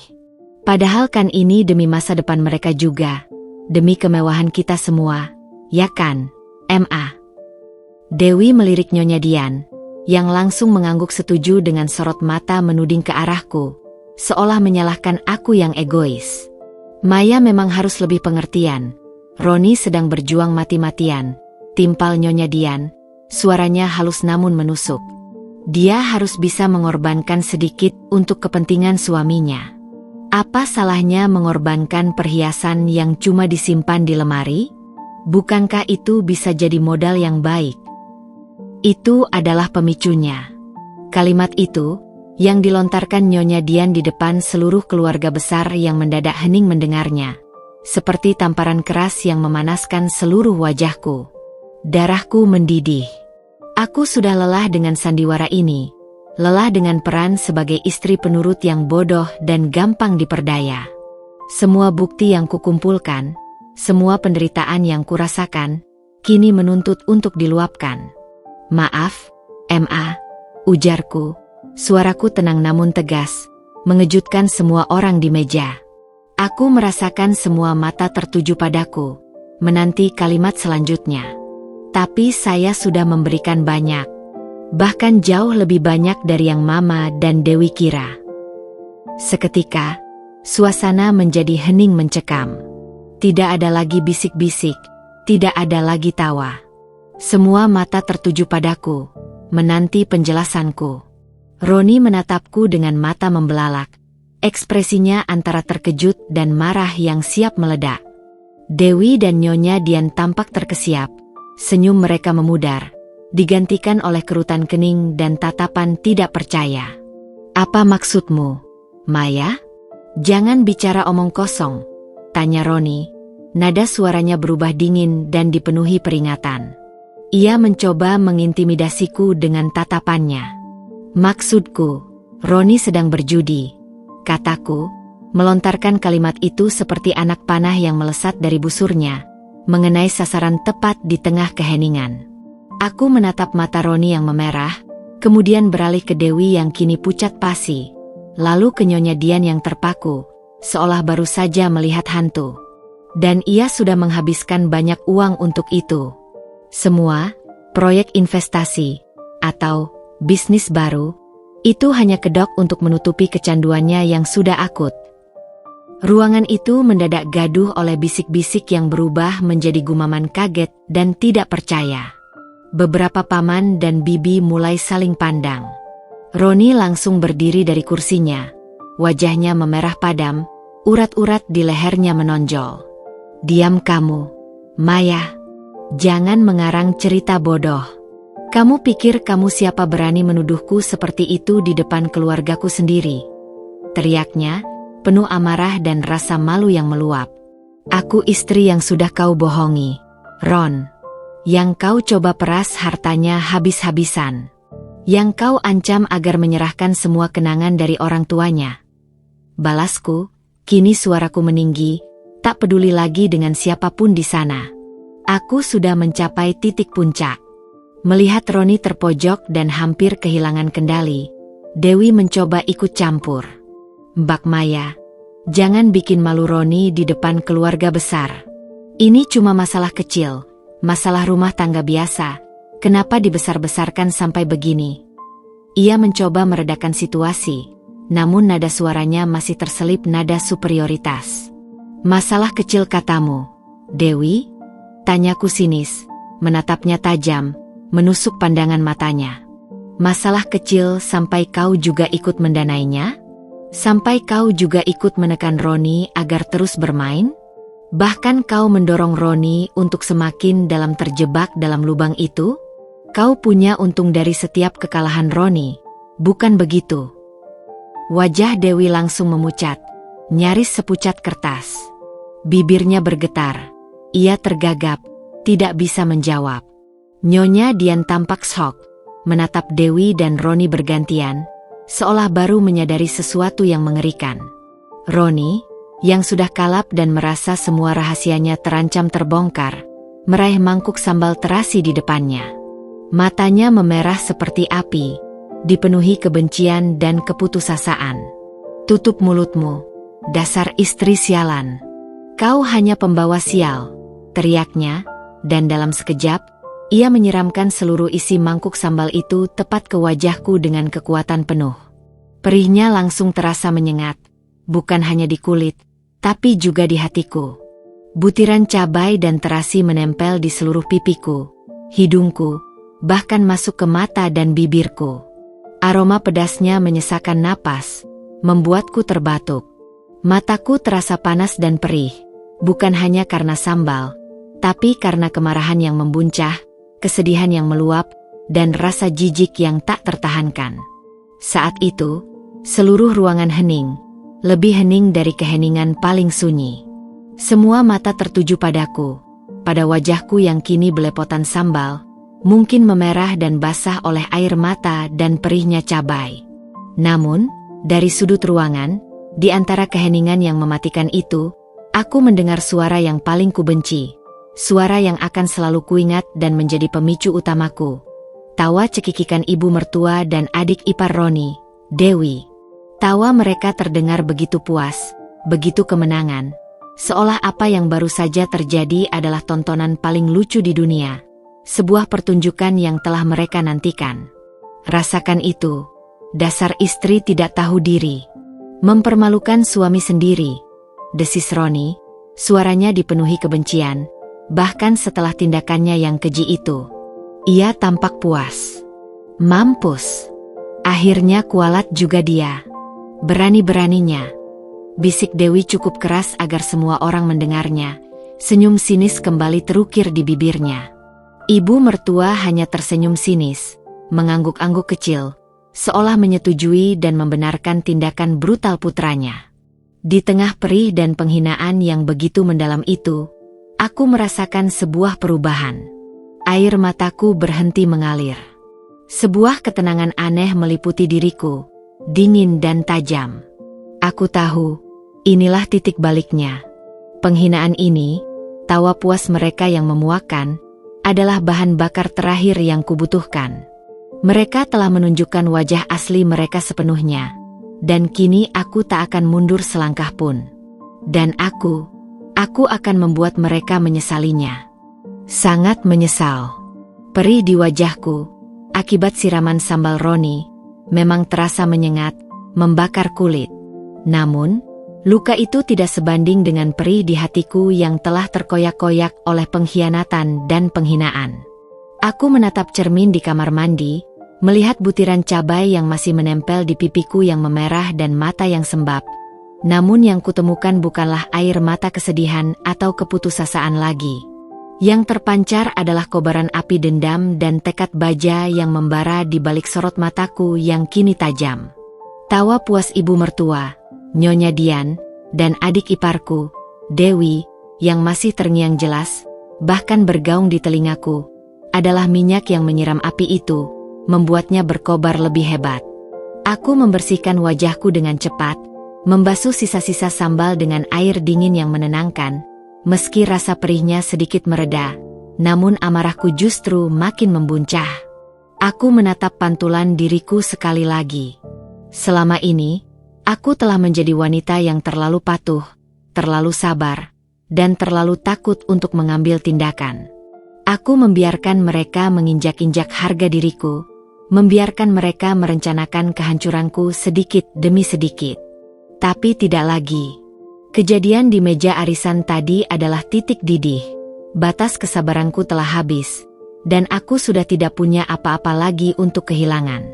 "Kalian akan menyesal," bisikku pada pantulan diriku sendiri. Suaraku serak namun penuh keyakinan dan ancaman yang samar. "Kalian akan sangat menyesalinya. Aku bersumpah." Malam itu, rumah terasa sangat sunyi. Seolah semua kegaduhan arisan tadi hanyalah mimpi buruk. Roni tidak kembali ke kamar. Mungkin ia malu, atau mungkin ia sedang merayakan kemenangannya bersama Dewi dan ibunya, merasa telah berhasil mengintimidasi dan membungkamku. Aku tidak peduli. Keheningan itu justru menjadi teman terbaikku, memungkinkanku untuk berpikir jernih dan menyusun strategi dengan kepala dingin. Aku bangkit dari tempat tidur, melangkah dengan langkah mantap menuju lemari pakaian, dan membuka brankas kecil yang selama ini menjadi tempat persembunyian rahasia semua bukti kebusukan mereka. Ku keluarkan flash disk itu, lalu menyambungkannya ke laptopku. Satu persatu, rekaman suara, tangkapan layar transaksi judi Roni, foto-foto file di laptop Roni tentang aset target dan cara pencairan, hingga email-email perencanaan jahat antara Roni dan Dewi, kuputar kembali, kuperhatikan dengan saksama, memastikan tidak ada detail yang terlewat. Setiap file yang terbuka adalah pengingat akan kebohongan yang sistematis, pengkhianatan yang tak termaafkan, dan penghinaan yang telah kualami. Ada rekaman suara Dewi yang dengan gamblang menyarankan Roni untuk memeras hartaku, bahkan menyebutkan cara-cara licik untuk melakukannya. Ada bukti transfer uang dari Roni ke rekening-rekening judi online yang jumlahnya fantastis, ratusan juta rupiah yang ludes dalam semalam, jauh melampaui gajinya. Ada tangkapan layar pencarian Roni tentang cara menggadaikan sertifikat tanpa sepengetahuan istri, dan hukum pidana penipuan warisan. Semuanya begitu jelas, begitu telanjang, menguak busuknya rencana mereka. Aku bahkan mendengarkan lagi rekaman di mana Dewi tertawa puas saat Roni mengeluh kalah besar. Aku mulai mengorganisir semua bukti itu ke dalam folder terpisah di laptopku, memberi nama yang jelas dan spesifik untuk setiap jenis bukti. Transaksi judi Roni, bukti transfer, percakapan keterlibatan Dewi, rencana penipuan aset, sertifikat keperhiasan, ancaman Roni. Aku bahkan membuat ringkasan singkat untuk setiap bukti, menjelaskan relevansinya dengan kasus ini dan dampaknya. Ini bukan lagi sekadar data acak yang tersimpan. Ini adalah senjata pamungkas yang siap kuledakkan, amunisi yang akan menghantam mereka tepat sasaran. Pikiranku berputar cepat, menyusun skenario terbaik untuk pembongkaran ini. Siapa yang harus kutemui pertama? Bagaimana cara membongkar ini di depan keluarga besar yang sebagian besar masih memandang Roni sebagai anak baik dan Dewi sebagai adik manis? Paman Budi, yang tadi sempat bertanya tentang proyek Roni, adalah orang yang terpandang dan bijaksana, serta punya pengaruh besar di keluarga. Dia mungkin bisa menjadi sekutuku yang pertama. Atau mungkin Bibi Rani, sepupu Roni yang selalu terlihat netral dan sering memberiku dukungan moral secara sembunyi-sembunyi. Dialah yang sering mengirimiku pesan untuk sabar. Aku harus memilih sekutu dengan hati-hati. Rasa takut yang selama ini menghantuiku telah sirna, menguap begitu saja, digantikan oleh api kemarahan yang membara dan tekad yang tak tergoyahkan. Aku telah melewati batas toleransiku. Mereka telah membuatku hancur dan terpuruk, tetapi justru dari kehancuran itu aku menemukan kekuatan baru, sebuah keberanian yang tak pernah kusangka kumiliki. Aku tidak akan membiarkan mereka menang. Aku akan membuat Roni mati kutu, kehilangan semua yang ia miliki dan ia banggakan. Aku akan membuat ibu mertua dan Dewi menelan kembali tawa puas mereka, dan merasakan kehinaan yang jauh lebih parah dari yang mereka timbulkan padaku. Aku akan memastikan nama mereka tercoreng dan dipermalukan di depan semua orang yang mereka hormati. Malam itu, aku tidak tidur sekejap pun. Aku terus-menerus merancang setiap langkah, setiap kata yang akan kuucapkan, setiap detail dari serangan balikku. Aku akan mengundang seluruh keluarga besar Roni lagi, tapi kali ini, bukan untuk arisan yang penuh kepalsuan dan senyuman beracun. Kali ini, mereka akan menjadi saksi. Saksi atas kebenaran, saksi atas kebusukan yang tersembunyi, dan saksi atas kejatuhan mereka yang telah menyakitiku hingga ke tulang. Keputusanku sudah bulat, sekeras baja yang ditempa api. Aku tidak akan membiarkan mereka menang, tidak setelah semua yang mereka lakukan. Setelah malam tanpa tidur yang kulalui dengan merancang setiap detail, membayangkan setiap skenario, langkah pertamaku adalah mengirimkan undangan khusus yang akan menjadi pemicu kehancuran mereka. Bukan sekadar undangan arisan atau acara keluarga biasa, melainkan undangan untuk menyaksikan kebenaran yang selama ini mereka tutupi, untuk membuka mata mereka yang buta oleh kepalsuan dan ambisi. Aku mencetak undangan itu sendiri, menggunakan kertas yang elegan berwarna krem gading, dengan sentuhan desain minimalis namun formal. Aku memilih font yang bersih dan lugas, agar setiap kata terbaca jelas dan tanpa keraguan. Isinya tidak tentang syukuran, ulang tahun, atau kumpul keluarga biasa, melainkan sebuah panggilan untuk sebuah pertemuan yang sangat serius. YTH. Bapak, Ibu, Saudara, keluarga besar Roni Wijaya. Dengan hormat, saya mengundang Anda sekalian untuk hadir dalam pertemuan penting keluarga yang akan diadakan pada hari tanggal Minggu, 7 Juli 2025 pukul 14 WIB, tempat kediaman kami, alamat lengkap rumah Roni dan Maya. Agenda pembahasan dan penyelesaian masalah keluarga yang krusial. Demi kebaikan dan kejelasan bersama, kehadiran Anda sangat kami harapkan. Mohon konfirmasi kehadiran Anda paling lambat tanggal 5 Juli 2025. Hormat saya, Maya Putri Dirgantara. Aku sengaja tidak mencantumkan nama Roni dalam undangan itu, seolah-olah pertemuan ini adalah inisiatifku sepenuhnya. Aku juga tidak menyebutnya sebagai acara arisan atau pertemuan rutin keluarga. Aku ingin semua orang datang dengan rasa penasaran yang menggebu, tanpa tahu apa yang sebenarnya akan terjadi, tanpa sempat mereka menyiapkan pertahanan. Aku juga memastikan untuk menyertakan frasa, masalah keluarga yang krusial, dan, demi kebaikan dan kejelasan bersama, untuk menarik perhatian mereka dan mengisyaratkan bahwa ini bukan pertemuan biasa, melainkan sesuatu yang sangat mendesak dan penting. Aku tahu beberapa dari mereka akan merasa sangat penasaran, bahkan mungkin sedikit cemas dengan nada formal itu. Undangan-undangan itu tidak kukirimkan melalui pesan singkat atau grup obrolan instan. Itu terlalu informal dan mudah diabaikan. Aku mengirimkannya melalui jasa kurir premium, sebuah amplop fisik yang disegel rapi untuk setiap anggota keluarga inti dan kerabat terpandang seperti Paman Budi yang bijaksana dan Bibi Rani yang netral. Ini untuk memastikan kesan formalitas, keseriusan, dan bahwa undangan ini adalah sesuatu yang tidak bisa diabaikan. Aku juga sengaja menulis tangan beberapa kalimat pribadi di setiap kartu untuk Paman Budi dan Bibi Rani, yang isinya meminta mereka untuk datang tanpa alasan, mengisyaratkan bahwa ada hal penting yang hanya bisa kubagikan secara langsung, yang melibatkan masa depan Roni dan keluarga.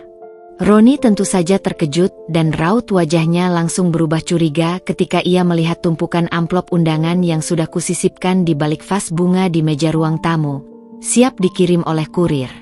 Apa ini, Maya? Undangan apa ini? Kenapa kamu tidak bilang-bilang padaku? Tanyanya dengan kening berkerut dalam, sorot matanya tajam dan penuh pertanyaan. Undangan pertemuan keluarga, jawabku santai, menjaga nada suaraku tetap datar dan tanpa emosi, sambil terus memasukkan surat ke dalam amplop terakhir. Aku rasa ini penting, Ron. Ada banyak hal yang perlu diluruskan di antara kita dan keluarga. Sudah terlalu banyak yang tidak jelas. Ia menatapku curiga, mencoba membaca pikiranku, tapi aku memastikan wajahku tidak menunjukkan ekspresi apapun. Untuk apa? Kita kan baru saja arisan kemarin. Kamu juga sudah bikin keributan. Katanya, suaranya sedikit meninggi. Ada hal yang lebih penting dari arisan, Ron. Ini menyangkut masa depan kita semua. Masa depan pernikahan kita, kataku, menjaga nada suaraku tetap tenang dan tanpa emosi yang mengkhianati. Aku melihat kecemasan muncul di matanya, kerutan di keningnya semakin dalam, tapi ia tidak berani bertanya lebih lanjut. Ia pasti bertanya-tanya, apakah aku sudah tahu tentang rencana mereka secara detail, atau apakah aku hanya mencoba mengintimidasinya. Ketika ibu mertua, Nyonya Dian, dan Dewi menerima undangan mereka, reaksi mereka berbeda-beda, namun semuanya menunjukkan kekhawatiran. Nyonya Dian meneleponku dengan nada ketus dan suara yang syarat kecurigaan. Pertemuan apa lagi ini, Maya? Tidak biasanya kamu repot-repot seperti ini. Apa ada masalah dengan Roni?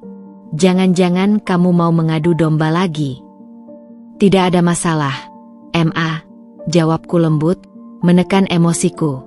Hanya ingin silaturahmi lebih dekat dan ada sedikit pengumuman penting yang perlu diketahui semua anggota keluarga. Aku bisa mendengar desahan tidak sabar di ujung telepon. Dan aku tahu ia pasti akan mencoba mencari tahu lebih lanjut dari Roni atau Dewi.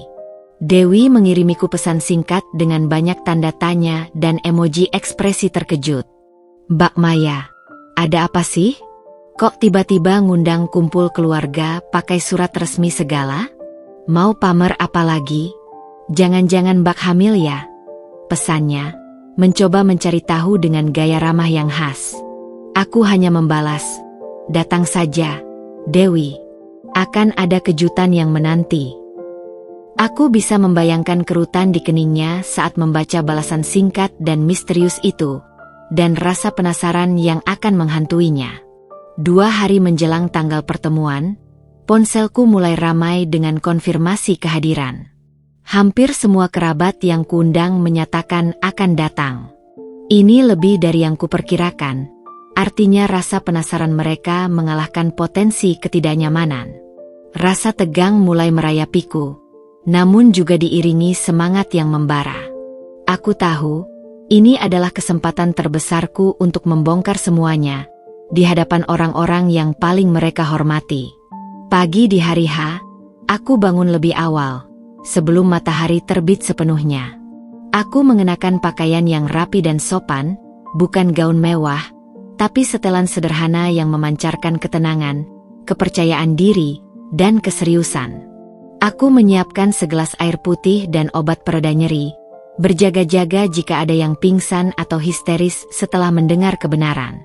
Aku juga sudah memastikan semua bukti dalam flash disk sudah siap, tersimpan di tempat aman, dan laptopku terisi penuh daya, siap untuk diproyeksikan. Aku juga menaruh ponsel perekam suara yang kusembunyikan di meja tengah, untuk merekam jalannya pertemuan. Aku sudah mengirimkan undangan. Aku sudah menyalakan pemicunya. Sekarang, aku hanya perlu menunggu. Menunggu mereka semua berkumpul di ruang keluarga, dan menyaksikan bagaimana labirin kebohongan dan penipuan mereka akan runtuh di hadapan mata mereka sendiri, satu persatu. Ruang keluarga terasa begitu berbeda siang itu, diselimuti aura yang tegang dan mencekam. Aroma masakan yang kemarin memenuhi ruangan kini telah menguap, digantikan oleh bau ketegangan yang pekat, seolah ada badai besar yang akan datang. Kursi-kursi telah tertata rapi membentuk setengah lingkaran, menghadap ke arahku, seolah mereka adalah penonton yang siap menyaksikan sebuah pertunjukan dramatis. Aku mengenakan setelan sederhana berwarna gelap, rambutku kuikat rapi ke belakang, dan wajahku minim makeup. Aku ingin mereka melihat Maya yang sesungguhnya, Maya yang kuat, bukan Maya yang rapuh, bukan Maya yang berusaha menyenangkan. Satu persatu, anggota keluarga besar Roni mulai berdatangan. Paman Budi dan istrinya, Bibi Sari, datang pertama. Paman Budi menatapku dengan sorot mata bertanya, penuh kekhawatiran yang tulus. Aku hanya tersenyum tipis dan mempersilakan mereka duduk di barisan depan. Bibi Rani datang tak lama kemudian. Ia memelukku singkat dan menggenggam tanganku erat, seolah tahu ada sesuatu yang besar dan tidak menyenangkan akan terjadi. Beberapa paman dan bibi lain, serta sepupu-sepupu Roni, juga mulai memenuhi ruangan. Raut penasaran terpancar jelas di wajah mereka. Kemudian, pintu terbuka lagi, dan masuklah rombongan utama, Nyonya Dian, Roni, dan Dewi. Mereka tampak mencolok, seolah datang dari acara sosialita yang mewah. Nyonya Dian mengenakan kebaya brokat berwarna emas yang mewah, Roni memakai kemeja batik sutra yang mahal, dan Dewi tampil modis dengan gaun mini berwarna cerah. Senyum manis menghiasi bibirnya. Mereka masuk dengan langkah percaya diri, senyum kemenangan yang palsu, senyum yang kubenci melekat di wajah mereka. Mereka memilih duduk di barisan paling depan, tepat di hadapanku, di sofa utama. Nyonya Dian menatapku dengan alis terangkat, seolah menantang. Dewi menyeringai kecil, seolah berkata, "Ayo, Maya, mau main apa lagi kamu? Sudah siap kalah." Total ada sekitar 20 orang yang hadir, memenuhi setiap sudut ruang keluarga, bahkan beberapa berdiri di belakang. Setelah semua duduk dan keheningan mulai menyelimuti ruangan, Roni berdeham, mencoba mengendalikan situasi. "Jadi, Maya, ada apa ini? Kenapa kita semua dikumpulkan begini? Apa ada kabar gembira yang mau kamu sampaikan? Atau mau pamer sesuatu?" Nada suaranya sinis, mencoba membuatku terlihat seperti orang yang berlebihan atau haus perhatian. Aku menarik napas dalam-dalam, menguatkan diri. Laptopku sudah tersambung ke televisi layar lebar di dinding, siap untuk menayangkan semua bukti. Flash disk berisi semua data ada di genggamanku, di saku celanaku, memberikan rasa percaya diri. Aku berdiri tegak di depan mereka semua, memandang setiap wajah di ruangan itu, dari yang ramah hingga yang mencibir, dari yang penasaran hingga yang terlihat sinis. "Selamat siang, Bapak, Ibu, Paman, Bibi, Om, Tante, dan semua kerabat yang saya cintai." Aku memulai, suaraku tenang, jelas, dan tanpa sedikit pun getaran, mengejutkan mereka semua. "Terima kasih atas waktu yang sudah diluangkan untuk hadir dalam pertemuan ini, di hari Minggu yang seharusnya menjadi waktu istirahat Anda semua. Maaf jika undangan saya terkesan mendadak dan sedikit misterius." Aku berhenti sejenak, membiarkan kalimatku meresap, membiarkan ketegangan membangun dirinya sendiri. Roni mulai terlihat gelisah di kursinya. Ia menggeser-geser posisi duduknya. Dewi meliriknya, ada ekspresi khawatir samar yang melintas di wajahnya. Senyumnya mulai memudar. "Saya mengumpulkan kalian semua di sini bukan untuk merayakan sesuatu, bukan untuk arisan, dan bukan untuk pamer apapun." Lanjutku, suaraku sedikit mengeras, penuh penekanan dan otoritas. "Saya mengundang Anda semua untuk menyaksikan kebenaran. Kebenaran yang selama ini disembunyikan rapat-rapat, kebenaran yang sangat pahit, kebenaran yang sudah menghancurkan sebagian besar hidup saya dan bisa menghancurkan keluarga besar kita." Seisi ruangan mendadak hening, lebih hening dari yang pernah kubayangkan. Bahkan napas pun tertahan.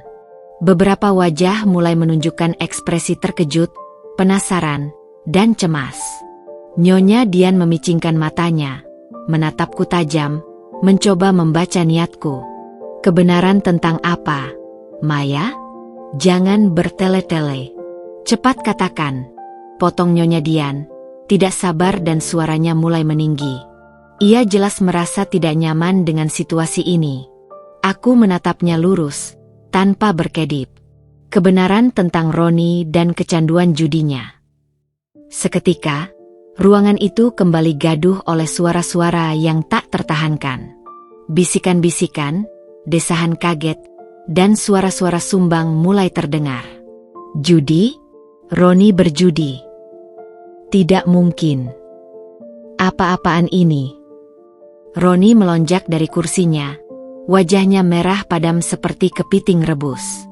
"Maya, apa-apaan kamu ini? Kamu sudah gila, ya? Mau mempermalukanku lagi di depan seluruh keluarga?" "Itu fitnah," teriaknya. Suaranya dipenuhi amarah, kepanikan, dan rasa malu yang meluap. "Diam, Roni," kataku. Suaraku tak kalah keras, bahkan mungkin lebih keras, menusuk gendang telinga semua orang. Dan untuk pertama kalinya, aku melihat Roni terdiam, terpaku, terkejut dengan keberanianku yang tidak pernah ia duga. "Kali ini, kamu tidak bisa membungkamku. Semua orang akan tahu kebusukanmu." Melihat Roni terpojok dan hampir kehilangan kendali, Dewi mencoba ikut campur. "Mbak Maya, jangan bikin malu Roni di depan keluarga besar. Ini cuma masalah kecil, kenapa dibesar-besarkan sampai begini?" Ia mencoba meredakan situasi, namun raut panik jelas terlihat di wajahnya. "Masalah kecil katamu, Dewi?" Tanyaku sinis, menatapnya tajam, menusuk pandangan matanya. Masalah kecil sampai kau juga ikut mendanainya? Kau mendorong Roni untuk semakin dalam terjebak dalam lubang judi itu? Kau punya untung dari setiap kekalahan Roni, bukan begitu? Kalian bersekongkol, bukan? Wajah Dewi langsung memucat pasi, nyaris sepucat kertas. Bibirnya bergetar, ia tergagap, tidak bisa menjawab. Nyonya Dian tampak shock, menatap Dewi dan Roni bergantian, seolah baru menyadari sesuatu yang mengerikan. Beberapa anggota keluarga lain mulai berbisik-bisik, menatap Nyonya Dian dan Dewi dengan pandangan curiga. Aku meraih remote laptop, dan dengan satu sentuhan, layar televisi yang besar di dinding menyala terang, menampilkan folder bertuliskan, bukti kejahatan. Di dalamnya, puluhan file tersusun rapi, rekaman suara, tangkapan layar, foto dokumen, dan spreadsheet keuangan. Roni, Dewi, dan Nyonya Dian langsung memucat. Mata mereka membelalak melihat apa yang terpampang di layar. Detik-detik kebenaran telah tiba. Tirai sandiwara mereka akan segera terbuka lebar di hadapan semua mata. Keheningan yang mencekam dan terasa menusuk tiba-tiba pecah oleh suara klik mouse yang kupegang. Layar televisi besar di ruang keluarga yang tadinya gelap, kini menampilkan sebuah rekaman suara dengan visualisasi gelombang suara yang naik turun. Itu adalah percakapan antara Roni dan Dewi, direkam beberapa minggu lalu di teras belakang rumah kami, tempat favorit mereka berbisik-bisik. Suara Dewi yang menyarankan Roni untuk ambil saja uang si Maya. Dia kan polos, mana ngerti investasi, terdengar jelas, menusuk, dan penuh ejekan. Lalu disusul tawa renyah Dewi yang begitu mencemooh dan desahan Roni yang terdengar putus asa. Reaksi pertama datang dari Nyonya Dian. Wajahnya yang semula angkuh dan penuh percaya diri kini memucat pasi, bibirnya bergetar. Tidak mungkin. Ini rekayasa. Maya, kamu memfitnah putra dan putriku. Kamu pasti mengedit suara ini, teriaknya, mencoba membantah dengan histeris, namun suaranya bergetar menahan kemarahan dan rasa malu. Roni, yang duduk tepat di depanku, melompat dari kursinya, matanya memerah penuh amarah. Ia berusaha merebut mouse dari tanganku, seolah ingin menghentikan siaran itu. Matikan itu. Kamu gila, Maya. Berani-beraninya kamu memutar rekaman pribadi, teriaknya. Namun, aku sudah siap. Dengan cekatan, aku menghindar, dan Paman Budi, yang duduk di dekatku, sigap menahan Roni yang ingin menyerangku. Ia mencekal lengan Roni dengan kuat. Roni, tenang. Biarkan Maya menjelaskan. Dengarkan dulu, perintah Paman Budi, suaranya tegas dan berwibawa, membuat Roni terdiam, terengah-engah. Aku tidak membuang waktu. Setelah rekaman suara pertama, yang membuat beberapa anggota keluarga lain berbisik-bisik kaget, aku langsung memutar rekaman kedua. Kali ini, suara Dewi dan Roni membahas bos besar, judi yang menagih hutang, dan bagaimana mereka berencana menggunakan sertifikat rumah orang tuaku sebagai agunan untuk mendapatkan modal. Mama kan juga nggak suka sama si Maya itu. Dia pasti bakal dukung lo. Bilang aja ini demi masa depan keluarga. Suara Dewi terdengar begitu jelas, licik, dan penuh perhitungan, membuat Nyonya Dian terkesiap dan menatap Dewi dengan mata membelalak, tidak percaya pada apa yang baru saja didengarnya dari mulut putrinya sendiri. Astaga, Dewi, apa-apaan ini? Mama tidak menyangka kamu sejahat itu. Nyonya Dian histeris, menatap putrinya dengan tatapan terluka dan kecewa yang mendalam. Ia mulai terisak pelan.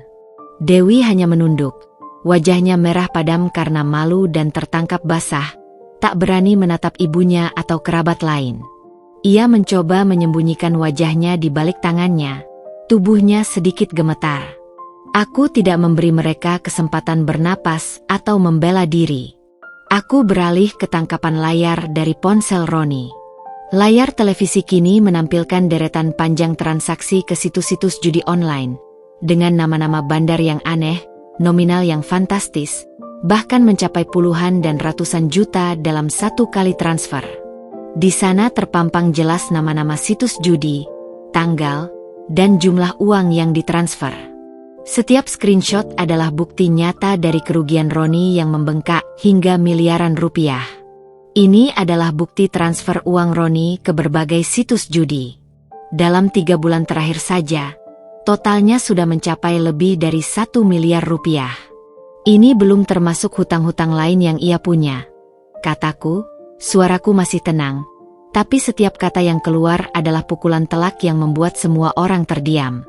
Suara-suara kaget dan desahan ngeri terdengar dari para kerabat. Beberapa paman dan bibi menutup mulut mereka dengan tangan, tidak percaya dengan apa yang mereka lihat, sebagian lagi menggeleng-gelengkan kepala. Dan ini, lanjutku, dengan sebuah klik, mengganti tampilan layar, adalah hasil pencarian di laptop Roni.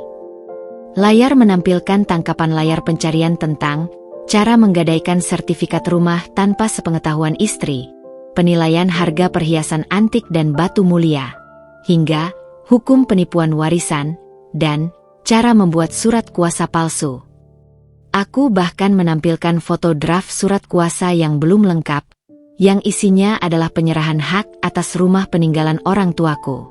Mereka tidak hanya mengincar uang Roni dari judi. Mereka mengincar aset-aset pribadi saya, perhiasan peninggalan orang tua saya, dan bahkan rumah yang menjadi kenangan terakhir mereka. Jelasku, suaraku mulai sedikit bergetar karena emosi yang meluap, tapi aku berusaha menguasainya agar tetap terdengar tegas. Mereka berencana membuat saya tidak punya apa-apa. Roni, yang tadinya berusaha agresif, kini terduduk lemas di lantai, wajahnya pucat pasi, matanya kosong dan tampak putus asa. Ia terlihat seperti orang yang baru saja tersambar petir. Semua kebohongannya, semua yang ia sembunyikan selama ini, kini terbongkar telanjang di hadapan seluruh keluarganya, di depan orang-orang yang selama ini ia coba tipu dan ia banggakan. Dewi, yang tadinya menunduk dan mencoba menutupi wajahnya, kini mengangkat wajahnya. Air mata mulai mengalir deras, namun itu bukan air mata penyesalan. Itu adalah air mata malu, air mata kekalahan, air mata karena rencananya hancur.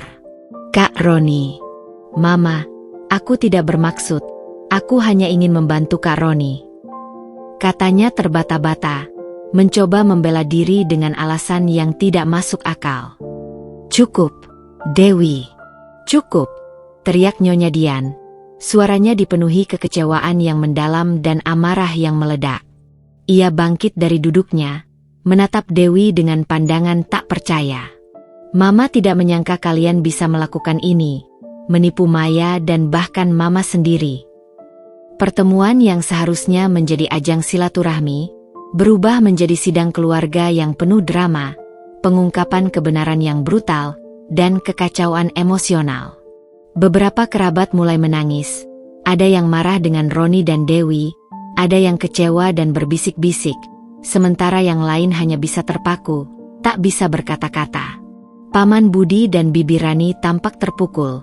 Wajah mereka menunjukkan kesedihan mendalam dan rasa tak percaya atas apa yang mereka saksikan. Mereka tak menyangka kebusukan itu selama ini bersarang di keluarga yang mereka hormati. Aku membiarkan kebenaran itu meresap, membiarkan efeknya menghantam mereka satu persatu. Aku membiarkan mereka melihat sendiri kehancuran yang telah Roni dan Dewi ciptakan. Aku telah membongkar semua. Sekarang, giliran mereka untuk menghadapi konsekuensinya. Pembongkaran telanjang ini adalah awal dari babak baru, dan aku tahu ini baru permulaan. Ruangan itu masih dipenuhi keheningan berat setelah semua bukti terpampang nyata di layar televisi dan suara rekaman menusuk hati. Atmosfernya begitu sesak, seolah setiap orang menahan napas, tak berani mengeluarkan suara. Nyonya Dian, yang tadinya angkuh dan mendominasi, kini tampak syok. Ia memegangi kepalanya yang berdenyut-denyut, menatap Roni dan Dewi dengan tatapan tak percaya yang berbaur dengan kekecewaan mendalam. Dewi, yang kini benar-benar terdiam, tak mampu lagi menyembunyikan wajahnya yang pucat pasi, air matanya membanjiri pipi. Roni terpuruk di lantai, lututnya lemas, seolah seluruh kekuatan dan harga dirinya telah direnggut paksa. Air mata mulai membanjiri wajah beberapa bibi dan sepupu yang tadinya skeptis atau netral, kini menyaksikan kehancuran sebuah keluarga yang mereka kenal dan hormati. Paman Budi, setelah memastikan Roni tidak lagi mencoba menyerangku, bangkit berdiri. Wajahnya yang bijaksana kini menunjukkan kekecewaan yang mendalam, urat di pelipisnya menonjol. Roni, suaranya berat dan bergetar, namun penuh otoritas. Paman tidak menyangka kamu bisa sejauh ini. Kamu sudah menghancurkan dirimu sendiri dengan kecanduan ini, dan sekarang, kamu menghancurkan istri yang sudah sangat sabar ini, serta mempermalukan nama baik orang tuamu di depan keluarga besar. Ia menggelengkan kepala perlahan, lalu menatap Nyonya Dian yang masih terisak. Dian, kamu lihat sendiri apa yang dilakukan anak-anakmu. Ini bukan lagi soal uang yang hilang, ini soal moral, integritas, dan kehormatan keluarga besar kita. Nyonya Dian, yang tadinya bersikeras menyangkal dan mencoba membela anak-anaknya, kini tak punya kata-kata. Ia hanya bisa menangis sesenggukan, menutup mulutnya dengan tangan, menyadari betapa parahnya situasi ini. Ia mungkin baru sadar bahwa bukan hanya menantunya yang jahat dan pembuat masalah, tapi putra dan putrinya sendiri yang telah tersesat begitu jauh, menjerumuskan keluarga ke dalam aib.